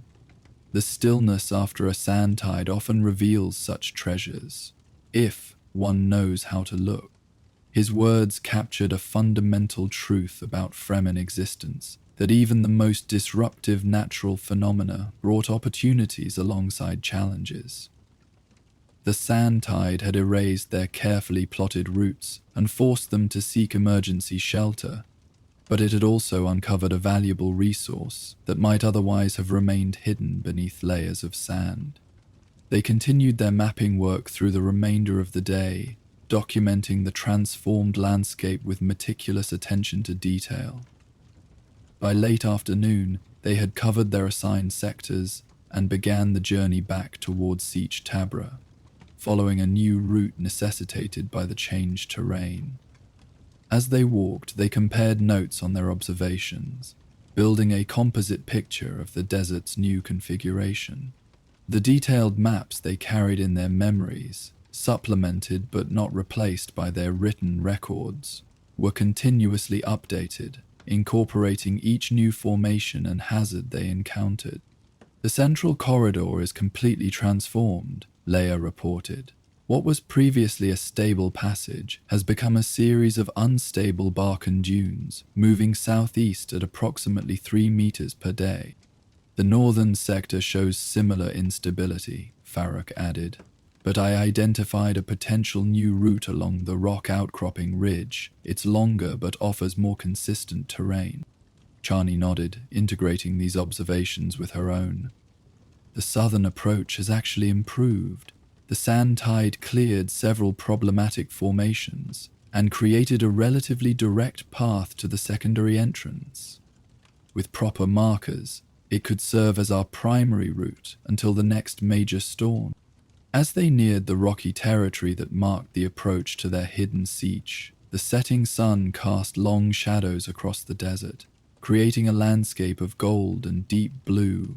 The day's heat began to dissipate, releasing the scents trapped in the sand, the faint cinnamon of spice that permeated everything on Arrakis, the mineral tang of exposed rock, the subtle mustiness of growth in the small desert lichen that clung to sheltered surfaces. They walked in companionable silence, conserving energy and moisture for the final leg of their journey. Each was absorbed in their own reflections on the day's experiences, processing the new knowledge gained and challenges overcome. For Leia, the patrol had provided far more than practical training in desert navigation and mapping. It had deepened her understanding of the complex, symbiotic relationship between the Fremen and Arrakis, how they read its signs, respected its power, and worked within its systems, rather than attempting to impose their will upon it. This approach stood in stark contrast to the imperial attitude she had observed during her limited interactions with off-world visitors, where the Fremen saw Arrakis as a living entity to be understood and respected. The Imperials viewed it primarily as a resource to be exploited, its hostile environment a problem to be overcome, rather than a teacher to be heeded. The distinction seemed increasingly important as Imperial presence on the planet intensified. The ecological transformation project championed by Pardo Kynes and now continued by his son Warwick represented a middle path, seeking to modify Arrakis not through conquest, but through patient cooperation with its natural systems. But even this approach required profound understanding of the planet's complex dynamics, the kind of understanding demonstrated by Chani and Farrokh during their navigation of the Sand Tide. As they reached the hidden entrance to Sietch Tabr, carefully disguised among seemingly natural rock formations, Leia felt a renewed appreciation for the wisdom embedded in Fremen practices. Each ritual, each technique, each cultural tradition had been shaped by generations of intimate interaction with Arrakis, creating a way of life uniquely adapted to its harsh realities. Inside the Sietch, they were greeted with the hushed excitement that news of a spice blow always generated. Word of their discovery had traveled ahead through the Fremen signaling system, and preparations were already underway to dispatch harvesting teams to the site before the blow occurred. The mapping data they had collected would be immediately incorporated into the Sietch's master records, ensuring safe passage for the harvesters and updating the known routes for all travel.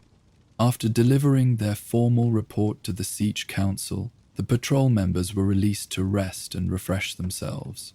The day's exertion in the desert had depleted even their highly efficient bodies, and water discipline demanded proper recovery before returning to active duty. Leia made her way to her family's quarters, looking forward to the simple comfort of familiar surroundings after the intense focus required by the patrol. As she passed through the common areas of the Sietch, she noticed young Liet, now nearly 8 months old, being carried by his father, Jamis. The infant seemed alert and curious, his dark eyes taking in the activities around him with remarkable focus for one so young. Jamis noticed her and changed direction slightly to intercept her path. "Welcome back," he greeted her. "I hear you discovered a pre-space mass, a valuable achievement for your first deep desert patrol." "Thank you," Leia replied, honored by the recognition from a respected member of the tribe. Though the discovery was partly luck, the Sand Tide revealed what was hidden. "Perhaps," Jamis acknowledged, "but recognizing what you've uncovered, that is skill, not luck. Many would have seen only strange-colored sand where you saw potential spice." Little Liet, apparently intrigued by the new face in his field of vision, reached out a small hand toward Leia. She offered her finger, which he grasped with surprising strength. "He grows stronger each day," she observed. Jamis nodded, his expression softening as he looked at his son. "As do all of us who are nurtured by the Sietch and tested by the desert. Each challenge met, each skill mastered, makes us more capable of facing what lies ahead." His words seemed to carry a weight beyond their immediate context, perhaps referring to the broader challenges facing the Fremen as Imperial interest in Arrakis intensified. But there was no fear in his manner, only the quiet confidence that came from belonging to a people who had survived and thrived in the harshest environment known to humanity. "Rest well," he said, continuing on his way. "The desert will still be there tomorrow with new lessons to teach." Leia watched them go, struck by the simple truth of Jameis's observation. The desert would indeed always be there, changing yet eternal, harsh yet life-giving to those who understood its ways. And the Fremen would be there too, adapting as they had for generations, their culture evolving while maintaining its essential character, just as the sand shifted and reformed while the underlying rock remained. Later, as she lay in her sleeping chamber, clean and refreshed after the day's exertions, Leia found herself reviewing the experiences of the patrol through the lens of her recent spice dream. The vision she had received of a transformed Arrakis with patches of green amidst the sand, of water collected in basins that had once held only dunes, seemed both more and less feasible now that she had witnessed firsthand the power of the desert to reshape itself. The sand tide had completely altered the landscape they had carefully mapped, erasing established routes and creating new ones in a matter of hours. Yet within that same transformative event, it had revealed the pre-spice mass that would bring valuable resources to the siege. Change and opportunity were intertwined, just as they would be in any attempt to modify Arrakis on a planetary scale. Perhaps, she reflected as sleep began to claim her, the wisdom of the Fremen approach lay not in trying to conquer or control the desert, but in learning to read its rhythms, to work within its patterns, while gradually, patiently influencing those patterns toward a new equilibrium. Not elimination of the desert, for that would mean the end of the makers and the spice and much of what made Arrakis unique, but a carefully balanced coexistence of desert and non-desert, of traditional Fremen ways and new possibilities. With these thoughts still circulating in her mind, Leia drifted into the deep, efficient sleep characteristic of her people. Her body recovered from the day's exertions while her subconscious processed the new knowledge gained, integrating it into her growing understanding of Arrakis and her place within its complex systems. Outside the sheltering rocks of Sietch Tabr, the desert continued its ancient cycles. Wind sculpted new patterns in the sand, small creatures emerged to hunt or forage in the relative cool of night, and deep beneath the surface, the processes that would eventually create the valuable spice continued undisturbed. The rhythm of life on Arrakis, harsh, beautiful, and ultimately balanced in its own unique way, persisted as it had for millennia, indifferent to the plans of humans, yet, paradoxically, dependent on their participation in its grand ecology. And somewhere in that vast expanse of sand and rock and hidden life, the pre-spice mass they had discovered continued its progression toward the explosive release that would bring the precious melange to the surface. Another small but significant event in the ongoing story of Fremen and desert, of humans and Arrakis, of life adapting to extremes and finding not merely survival but meaning and purpose in the process. Once every 60 days, when the second moon of Arrakis reached its fullest phase, the deepest chambers of Sietch Tabr transformed. The normally austere caverns, carved from living rock over generations, took on a different character, becoming a marketplace unlike any found in the imperial cities or Harkonnen strongholds. This was the hidden Sietch market, a tradition as old as the Fremen themselves, yet unknown to virtually all outsiders. The preparations began 3 days in advance, conducted with the same quiet efficiency that characterized all Fremen activities. Storage chambers were cleared, their contents temporarily relocated to family quarters. Ancient tapestries, heirlooms preserved through centuries of desert wandering, were brought out and hung from the rough stone walls, their intricate patterns softening the cavern's stark contours. Glow globes, normally used sparingly to conserve precious energy, were positioned in greater numbers, their soft amber light creating pools of warmth throughout the space. By the evening before the market, anticipation had spread through the Sietch like a quiet current. Children completed their daily water reclamation tasks with unusual enthusiasm, eager to earn the small allowance of water counters they might spend on sweets or trinkets. Artisans put finishing touches on their creations, polishing jewelry made from desert minerals or adding final details to woven goods. Even the most pragmatic members of the tribe seemed to move with a subtle lightness, their customary gravity softened by the prospect of communal celebration.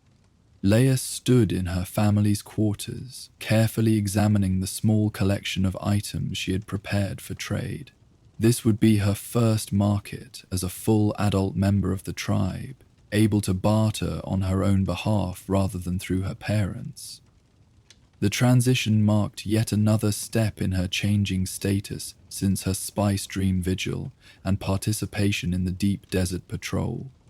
Her offerings were modest but skillfully crafted: 3 small pouches of medicinal herbs she had gathered and processed during training with the Sietch healer, a belt knife with a handle carved from the polished bone of a desert creature, its surface etched with traditional Fremen patterns, and 2 water rings of minimal value but exquisite craftsmanship, shaped from a copper-rich ore found during her desert journeys. "A good selection," came her mother's voice from the chamber entrance.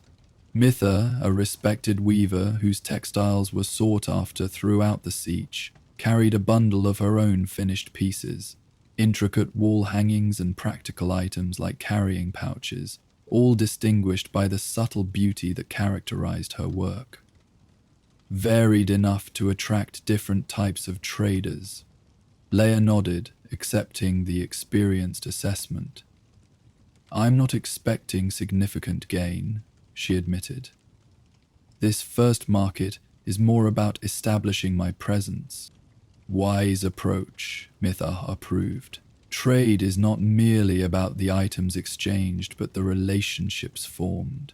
A small, honest offering builds more trust than an impressive but overvalued one." Together they gathered their goods and made their way toward the market caverns. The passages leading to the deepest levels of the Sietch were more populated than usual, with Fremen of all ages moving purposefully toward the gathering. Despite the increased activity, voices remained characteristically low. A lifetime of living in echo-pruned stone chambers had ingrained the habit of quiet speech, even in moments of excitement. At the entrance to the main market chamber, they encountered one of the water guards. Fremen, whose role during the market was to maintain security without disrupting the festive atmosphere. Stilgar himself stood at the post this evening, his weathered face impassive as he acknowledged each arrival with a slight nod. His presence at this position, rather than delegating to a subordinate, signaled the importance of the occasion. Even in celebration, the Sietch maintained vigilance. "Mitha Leia," he greeted them, his voice barely above a whisper yet carrying clearly in the quiet passage. "A good evening for trade." "Indeed, Naib Stilgar," Mitha responded respectfully. "Has word come from the other Sietches?" "Representatives from Sietch Hadith and Red Chasm Sietch arrived an hour ago," Stilgar confirmed. "Traveling without incident. We expect those from Cave of Birds shortly." This information that Fremen from other communities had safely navigated the dangerous desert to join the market visibly pleased Mitha. A larger gathering meant greater variety in goods and more opportunity for the exchange of news and knowledge alongside physical items. As they entered the cavern, Leia paused for a moment, taking in the transformed space. The normally shadowed chamber glowed with the light of dozens of glow globes, their placement creating an interplay of light and shadow that softened the rough-hewn walls. Long tables fashioned from precious wood, a material so rare on Arrakis that its presence alone signified special occasion, had been arranged in concentric circles around the cavern's center, creating natural pathways for browsing. Already, many of these tables were occupied by Fremen displaying their wares. An older man carefully arranged small vials of spice-infused balms, their rich cinnamon scent detectable even from a distance. Nearby, a young couple spread out an array of woven mats made from the processed fibers of certain desert plants, each dyed in subtle earth tones using natural pigments. At another table, a white-haired woman whom Leia recognized as one of the Sietch's most respected metalworkers displayed jewelry and small tools crafted from salvaged off-world metals, each piece demonstrating both practicality and beauty.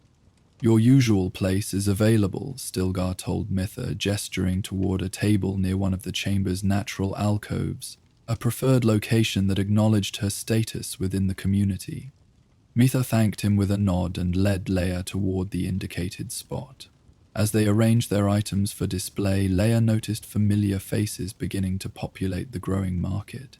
Farrokh passed by, carrying what appeared to be navigation instruments of his own design, devices that incorporated traditional Fremen knowledge of the desert with surprisingly sophisticated mechanical elements.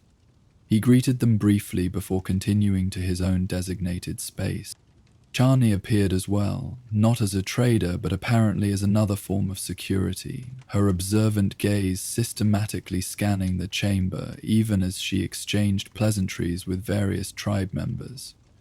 Her position near the main entrance suggested she was monitoring arrivals, particularly the expected visitors from other Sietches. "There will be off-worlders tonight," Mitha said quietly, noticing the direction of Leia's gaze. Not at the market itself, of course, but meeting with the council in the upper chambers, imperial ecologists, under the guidance of Warwick Kine. Leia absorbed this information with interest. The presence of off-worlders at the Sietch, even confined to the less sensitive upper levels, was unusual and significant. The timing, coinciding with the market but not directly involving it, suggested a deliberate strategy to occupy the visitors with official matters while the more private aspects of Fremen culture continued unobserved. "Is that why Chani and Stilgar are both on guard duty?" she asked. Mitha nodded slightly. "Likely so. The council trusts Warwick, but those he brings, their intentions are less certain." Further conversation on the matter was interrupted as the market began to truly come alive around them. More Fremen arrived, both from within Sietch Tab and from the neighboring communities. The chamber filled with the gentle murmur of voices, still quiet by off-world standards, but noticeably more animated than typical Sietch conversation. The atmosphere developed a subtle but palpable energy, a rare opportunity for social interaction beyond the strict necessities of desert survival. As tradition dictated, no actual trading occurred during the first hour. This time was reserved for observation, for tribal members to circulate and see what was available, to greet friends from other Sietches, to assess the relative value of goods before any exchanges were proposed. Leia used this period to carefully study the offerings at other tables, noting items that might be useful or beautiful, considering what she might trade for them. She was particularly drawn to a collection of small books displayed by an elderly man from Red Chasm Sietch. These were not printed volumes like those occasionally obtained from off-world, but handcrafted objects, their pages made from pressed plant fibers, their covers from cured animal hide, their contents painstakingly written in the precise, water-conserving script of Fremen record keepers. One in particular caught her eye, its cover dyed a deep indigo and decorated with delicate geometric patterns. "You have good taste?" the old man observed as she lingered near his table. "That one contains botanical observations from the southern regions, rare plants found in the deep desert, their properties and uses." Leia's interest increased. Such knowledge aligned perfectly with her growing expertise in medicinal herbs. "It's beautiful work," she said. "Both the binding and the content seem valuable." The man inclined his head slightly, acknowledging the compliment. "I was a botanist in my younger days, before age limited my wandering. Now I preserve what I learned for those who still walk the sands." She noted his words, understanding that he was establishing the provenance and value of his offering, not through boasting but by honestly conveying its origin and purpose. This was the Fremen way of trade: clear communication about what was being exchanged, creating a foundation of trust upon which negotiations could later proceed. As Leia continued her circuit of the market, she became aware of a subtle shift in the chamber's atmosphere. The steady murmur of conversation momentarily faltered, then resumed with a different quality, more focused, somehow more intent. Following the direction of attention, she saw that a small delegation had arrived from Cave of Birds Sietch, the most distant community expected to attend. What had caused the momentary disruption became apparent as the group moved further into the chamber. Among the newly arrived Fremen was a figure who, despite wearing stillsuit and robes similar to the others, was unmistakably not born to the desert.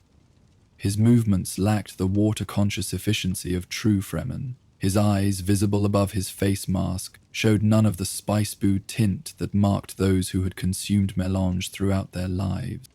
"Warwick Kynes," Mitha whispered beside her, having returned to their table as the subtle tension spread through the gathering. "And he has brought one of the off-worlders into the deep chambers." Leia watched with carefully concealed interest as Stilgar approached the group, exchanging brief words with their leader. Though no raised voices or obvious disagreement occurred, the body language of both men suggested a point of contention being delicately negotiated.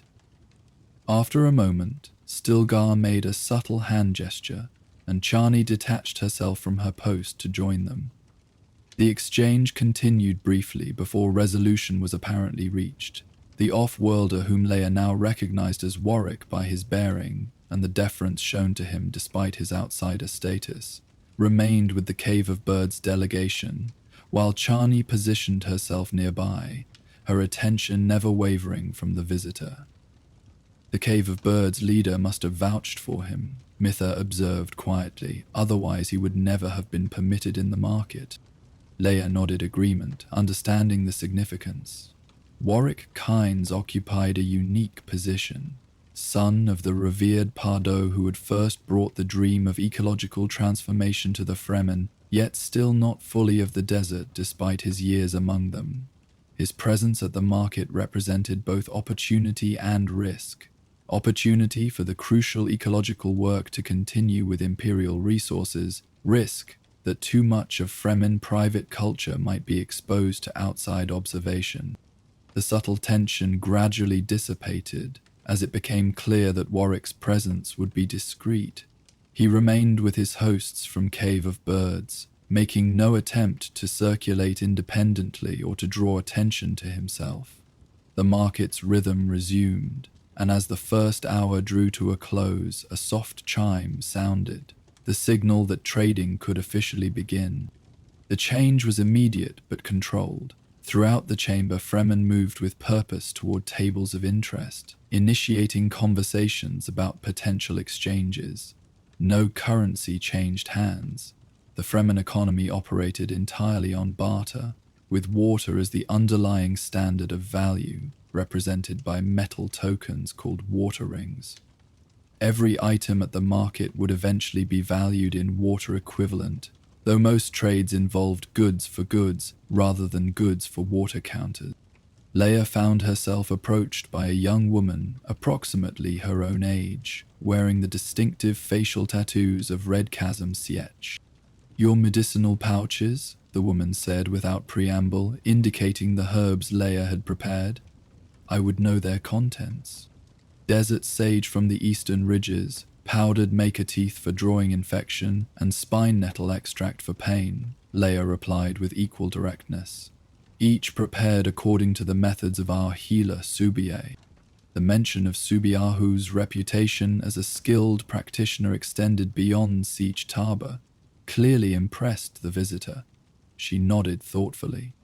"I offer this in exchange," she said, placing a small object on the table between them. It was a compass-like device, but unlike any Leia had seen before. Its housing was carved from desert hardwood, its face marked not with cardinal directions, but with symbols representing various landscape features common to Arrakis. "A sand compass," the woman explained, seeing Leia's interest. "It reads magnetic variations in different types of dunes, useful for navigation when the stars are obscured by dust." Leia considered the offer carefully. The device was clearly valuable, representing significant skill and resource investment, while her herbal pouches, though well crafted, had required less rare materials. The exchange seemed weighted in her favor. "The compass alone exceeds the value of my 3 pouches, she said honestly. "I would need to add something to make the trade fair." The woman from Red Chasm appeared pleased by this response, not because she sought greater gain, but because Leia's honesty confirmed her character. "I have particular need of your herbs," she explained. "My sister suffered injury in a recent sandstorm. The medical applications would benefit her recovery significantly." Understanding dawned. This was not merely a commercial exchange, but a matter of healing, of family care. The woman was willing to trade at a personal loss because the herbs held specific value to her situation. "Then let the trade stand," Leia decided, but with this addition, she placed one of her copper water rings beside the herbal pouches, and "convey my hopes for your sister's swift recovery." The woman accepted with a grateful nod, gathering the pouches carefully while Leia examined her new sand compass. The exchange complete, they shared the traditional phrase, "May your water needs be small and your findings great." As the market continued, Leia successfully traded her remaining items. The carved knife for a set of star charts from Cave of Birds Sietch, and her second water ring for a small vial of rare essence distilled from night-blooming desert flowers. With these transactions complete, she felt free to approach the elderly botanist about the book that had caught her interest earlier. He was engaged in conversation with another customer when she arrived at his table, so she waited patiently, examining the other volumes in his collection. Each was beautifully crafted, but the indigo-bound botanical guide remained the most compelling to her. When the other customer departed, the botanist turned his attention to Leia. "You've returned for the plant lore," he observed. "Yes," she confirmed. "What would you consider in exchange?" The old man studied her thoughtfully. "What do you offer?" This was a delicate moment in Fremen trading. Having already exchanged her physical goods, Leia needed to propose something else of value: knowledge, service, or future consideration. After a moment's reflection, she made her offer. "I've recently completed training with healer Subii and participated in a deep desert patrol that discovered a pre-species mass. I can offer detailed notes on 3 medicinal applications we've developed for spice residue, techniques not widely known outside our siege." The botanist's interest was clearly piqued. Spice-based medicine is valuable knowledge indeed, but how would this exchange be verified? Written notes can be misleading without proper understanding. "I would demonstrate the preparations personally," Leia proposed, "during my next visit to Red Chasm Siege, or yours to Tub." This suggestion, which extended the transaction beyond the market itself into a future relationship, satisfied the botanist. It was, in many ways, the ideal outcome of siege trading, not merely the exchange of goods, but the establishment of connections and knowledge sharing between communities. "Agreed," the old man said, wrapping the indigo-bound book carefully in a protective cloth before handing it to her. I will visit Sietch Tabra after the next full phase of the second moon. We will complete our exchange then. As Leia secured her new possession and prepared to return to her mother's table, a stir near the chamber's main entrance caught her attention. Several new figures had arrived, not Fremen from other Sietches, but Imperial ecologists under escort from the upper levels. Their clean, pressed clothing and slightly too loud voices immediately marked them as outsiders, drawing subtle but wary observation from throughout the market. At their center stood a woman whose bearing suggested authority, tall, confident, with the sharp features and analytical gaze that reminded Leia immediately of Warwick Kynes. This, she realized, must be Tessia Kynes, the half-sister whose imperial connections had recently caused concern within the Sietch. Unlike her brother, who had adapted his behavior to Fremen norms over years of desert living, Tessia made no such concessions. Her voice carried across the chamber as she spoke to her companions. Her gestures were expansive, and her eyes swept across the market with the assessing look of someone cataloging resources rather than appreciating culture. The reaction throughout the cavern was subtle but immediate. Conversations quieted further. Traders discreetly covered more valuable or revealing items. The flow of movement shifted, with Fremen positioning themselves to block direct sightlines to certain tables or individuals. Stilgar approached the new arrivals with measured steps, his expression giving away nothing. Nearby, Leia noticed Chani alert Warwick to his sister's presence with a brief touch on his arm. His response was too distant to hear, but his body language suggested concern, perhaps even dismay, at this unexpected development.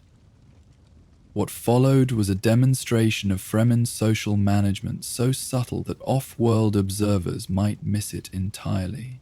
Without any obvious signal or confrontation, the market reorganized itself around the intruders. Tables shifted slightly during otherwise normal movement. Fremen positioned themselves to create a permitted pathway through the chamber, while simultaneously establishing clear boundaries. Critical exchanges or sensitive items disappeared from view, replaced by more mundane trading. Tessia, however, was evidently not easily managed. Breaking away from Stilgar's guided tour, she approached a nearby table where an older Fremen woman was displaying woven goods. Without requesting permission, a fundamental violation of market etiquette, she lifted one of the pieces, examining it with professional interest but personal detachment. "Remarkable craftsmanship," she commented, addressing her fellow ecologists rather than the maker. The fiber processing techniques could have significant applications for moisture retention in agricultural settings. The weaver said nothing, her weathered face impassive, but Leia could sense the offense taken at having her art reduced to mere technical application. Before the situation could develop further, Warwick materialized beside his sister, placing a gentle but firm hand on her arm. "Tessia," he said, his voice pitched low but carrying in the now quiet chamber. "In the Sietch market, we ask before touching, and we address the maker directly." To her credit, Tessia appeared to recognize her error immediately. She carefully returned the woven piece to its place and inclined her head toward the weaver. "My apologies," she said, more formally. "Your work is exceptional. May I ask about your techniques?" The weaver, Fremen to her core, acknowledged the apology with the barest nod, but offered no immediate opening for conversation. The moment of tension stretched until Warwick spoke again, this time addressing the weaver directly. "Sayadina Meral, my sister studies ecological systems that might help transform Arrakis. Your knowledge of working with desert fibers could provide valuable insights, if you're willing to share." This approach, properly respectful, acknowledging both the weaver's status and the potential value of her knowledge, succeeded where Tessia's direct questioning had failed. The older woman's expression softened slightly. "The off-world methods destroy the fiber's natural strength," she said, addressing Warwick rather than Tessia.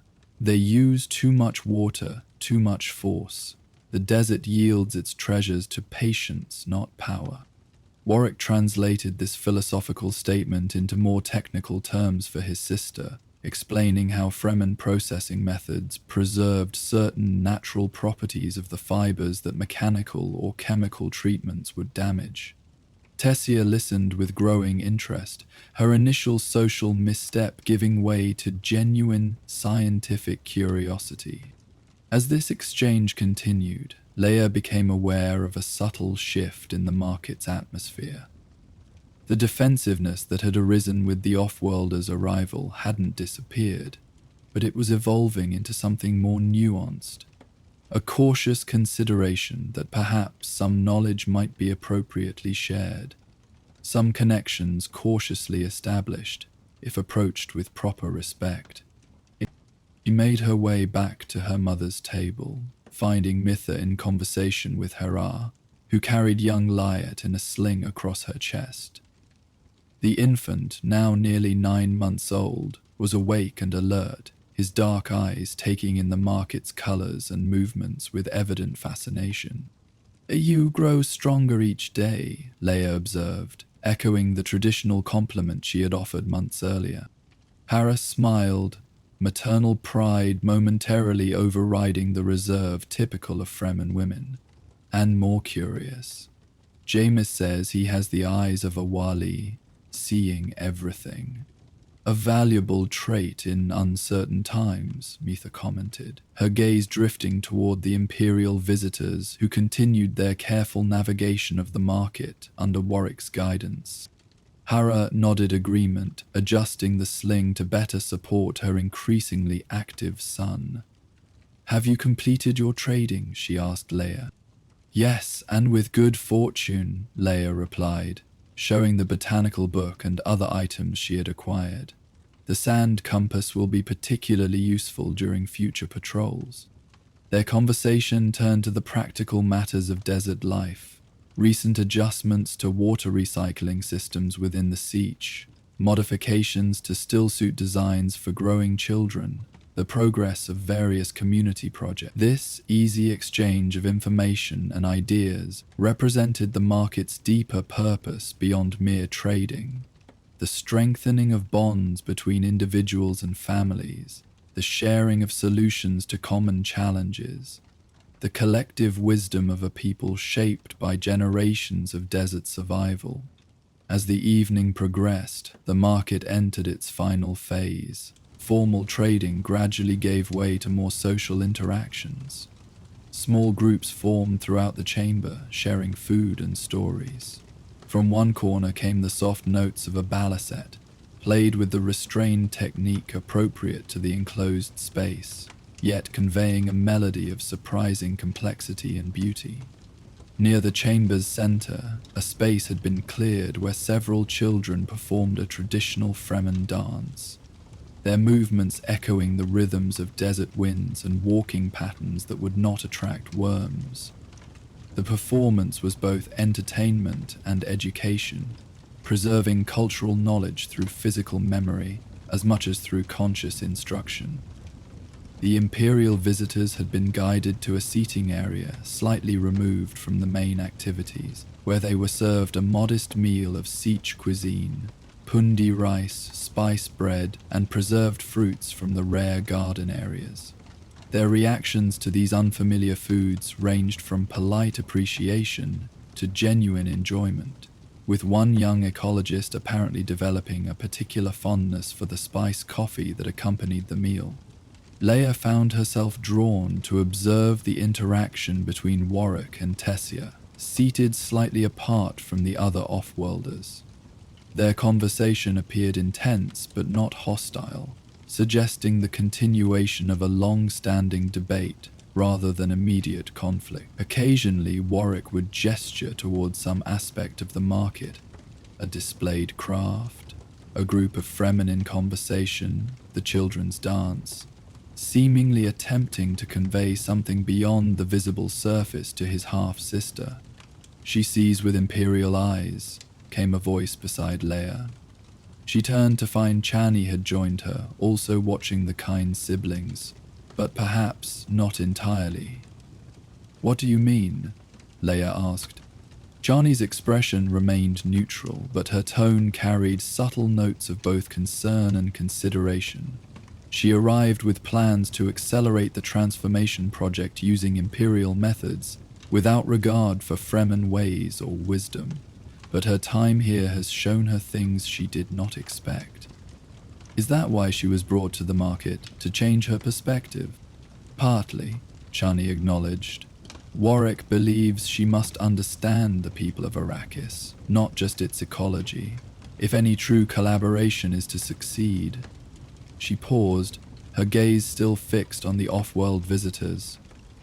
"The Council remains divided on whether this approach brings more risk or opportunity."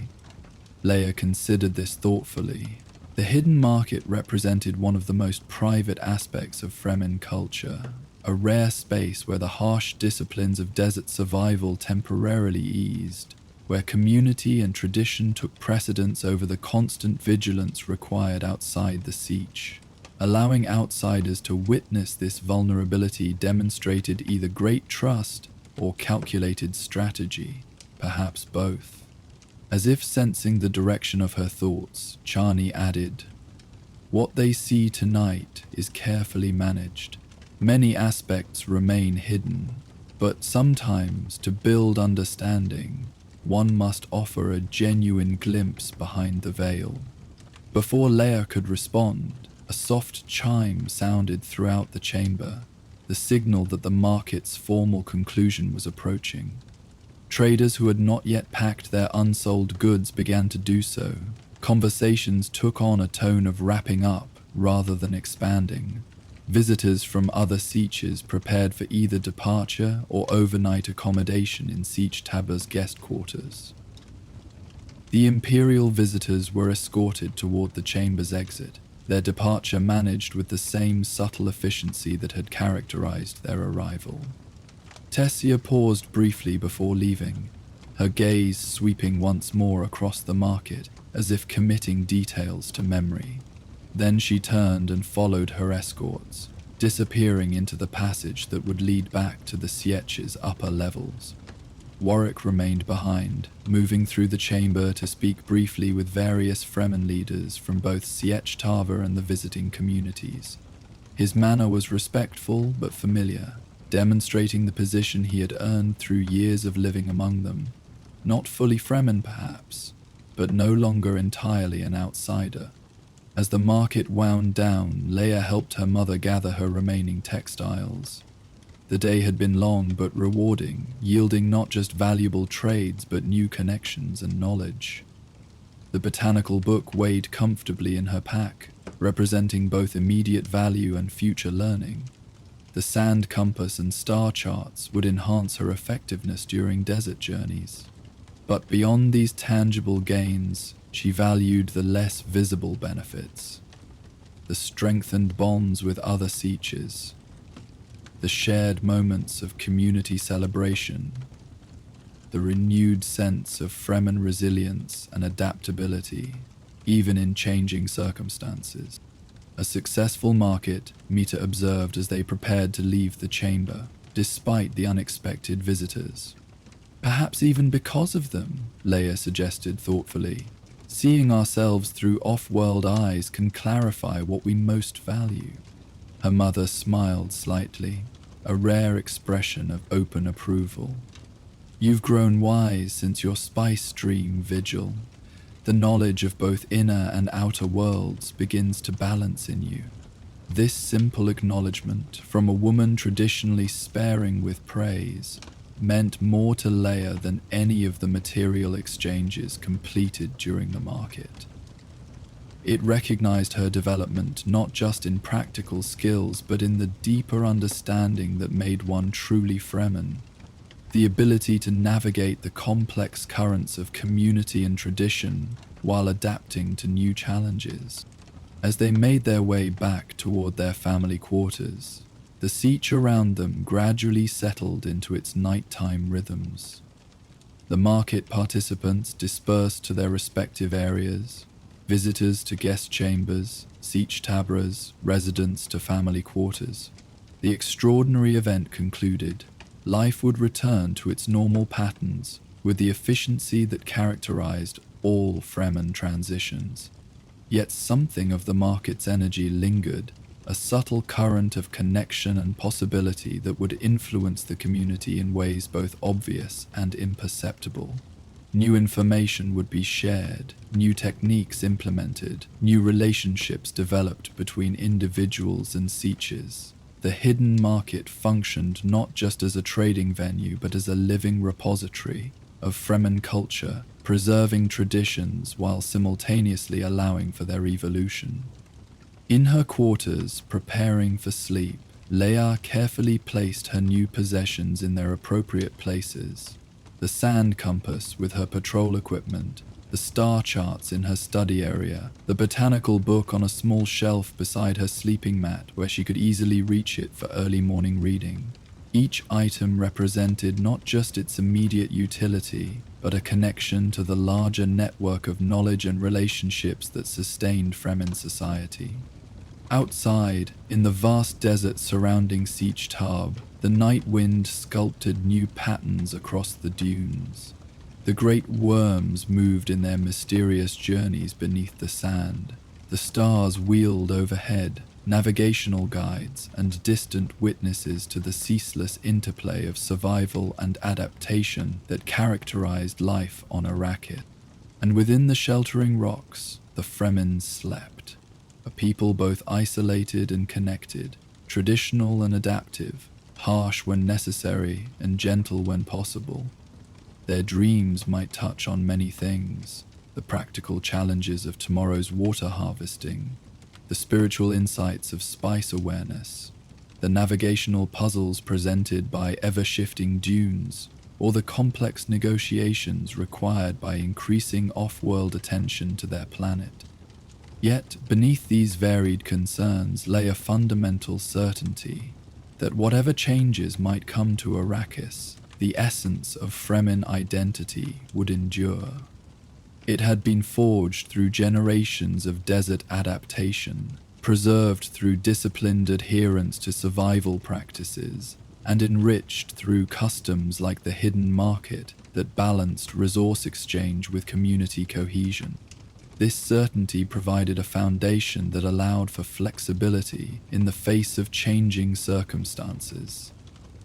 The Fremen could consider new approaches, even collaborate with off-worlders like Warwick and potentially Tessia, because their core identity remained secure, not fixed in rigid tradition, but anchored in deep understanding of both their physical environment and their cultural heritage. As sleep claimed her, Leia's thoughts drifted to the moments of connection she had experienced throughout the day, trading with the woman from Red Chasm Siege, discussing desert navigation with Chani, observing the careful diplomacy between Fremen leaders and Imperial visitors.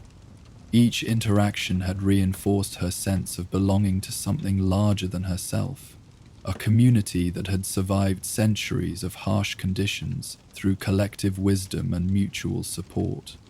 And perhaps that, ultimately, was the hidden market's greatest value. Not the goods exchanged or even the knowledge shared, but the renewed awareness of connection. In a world as unforgiving as Arrakis, survival depended not just on individual skill, but on the strength of bonds between people.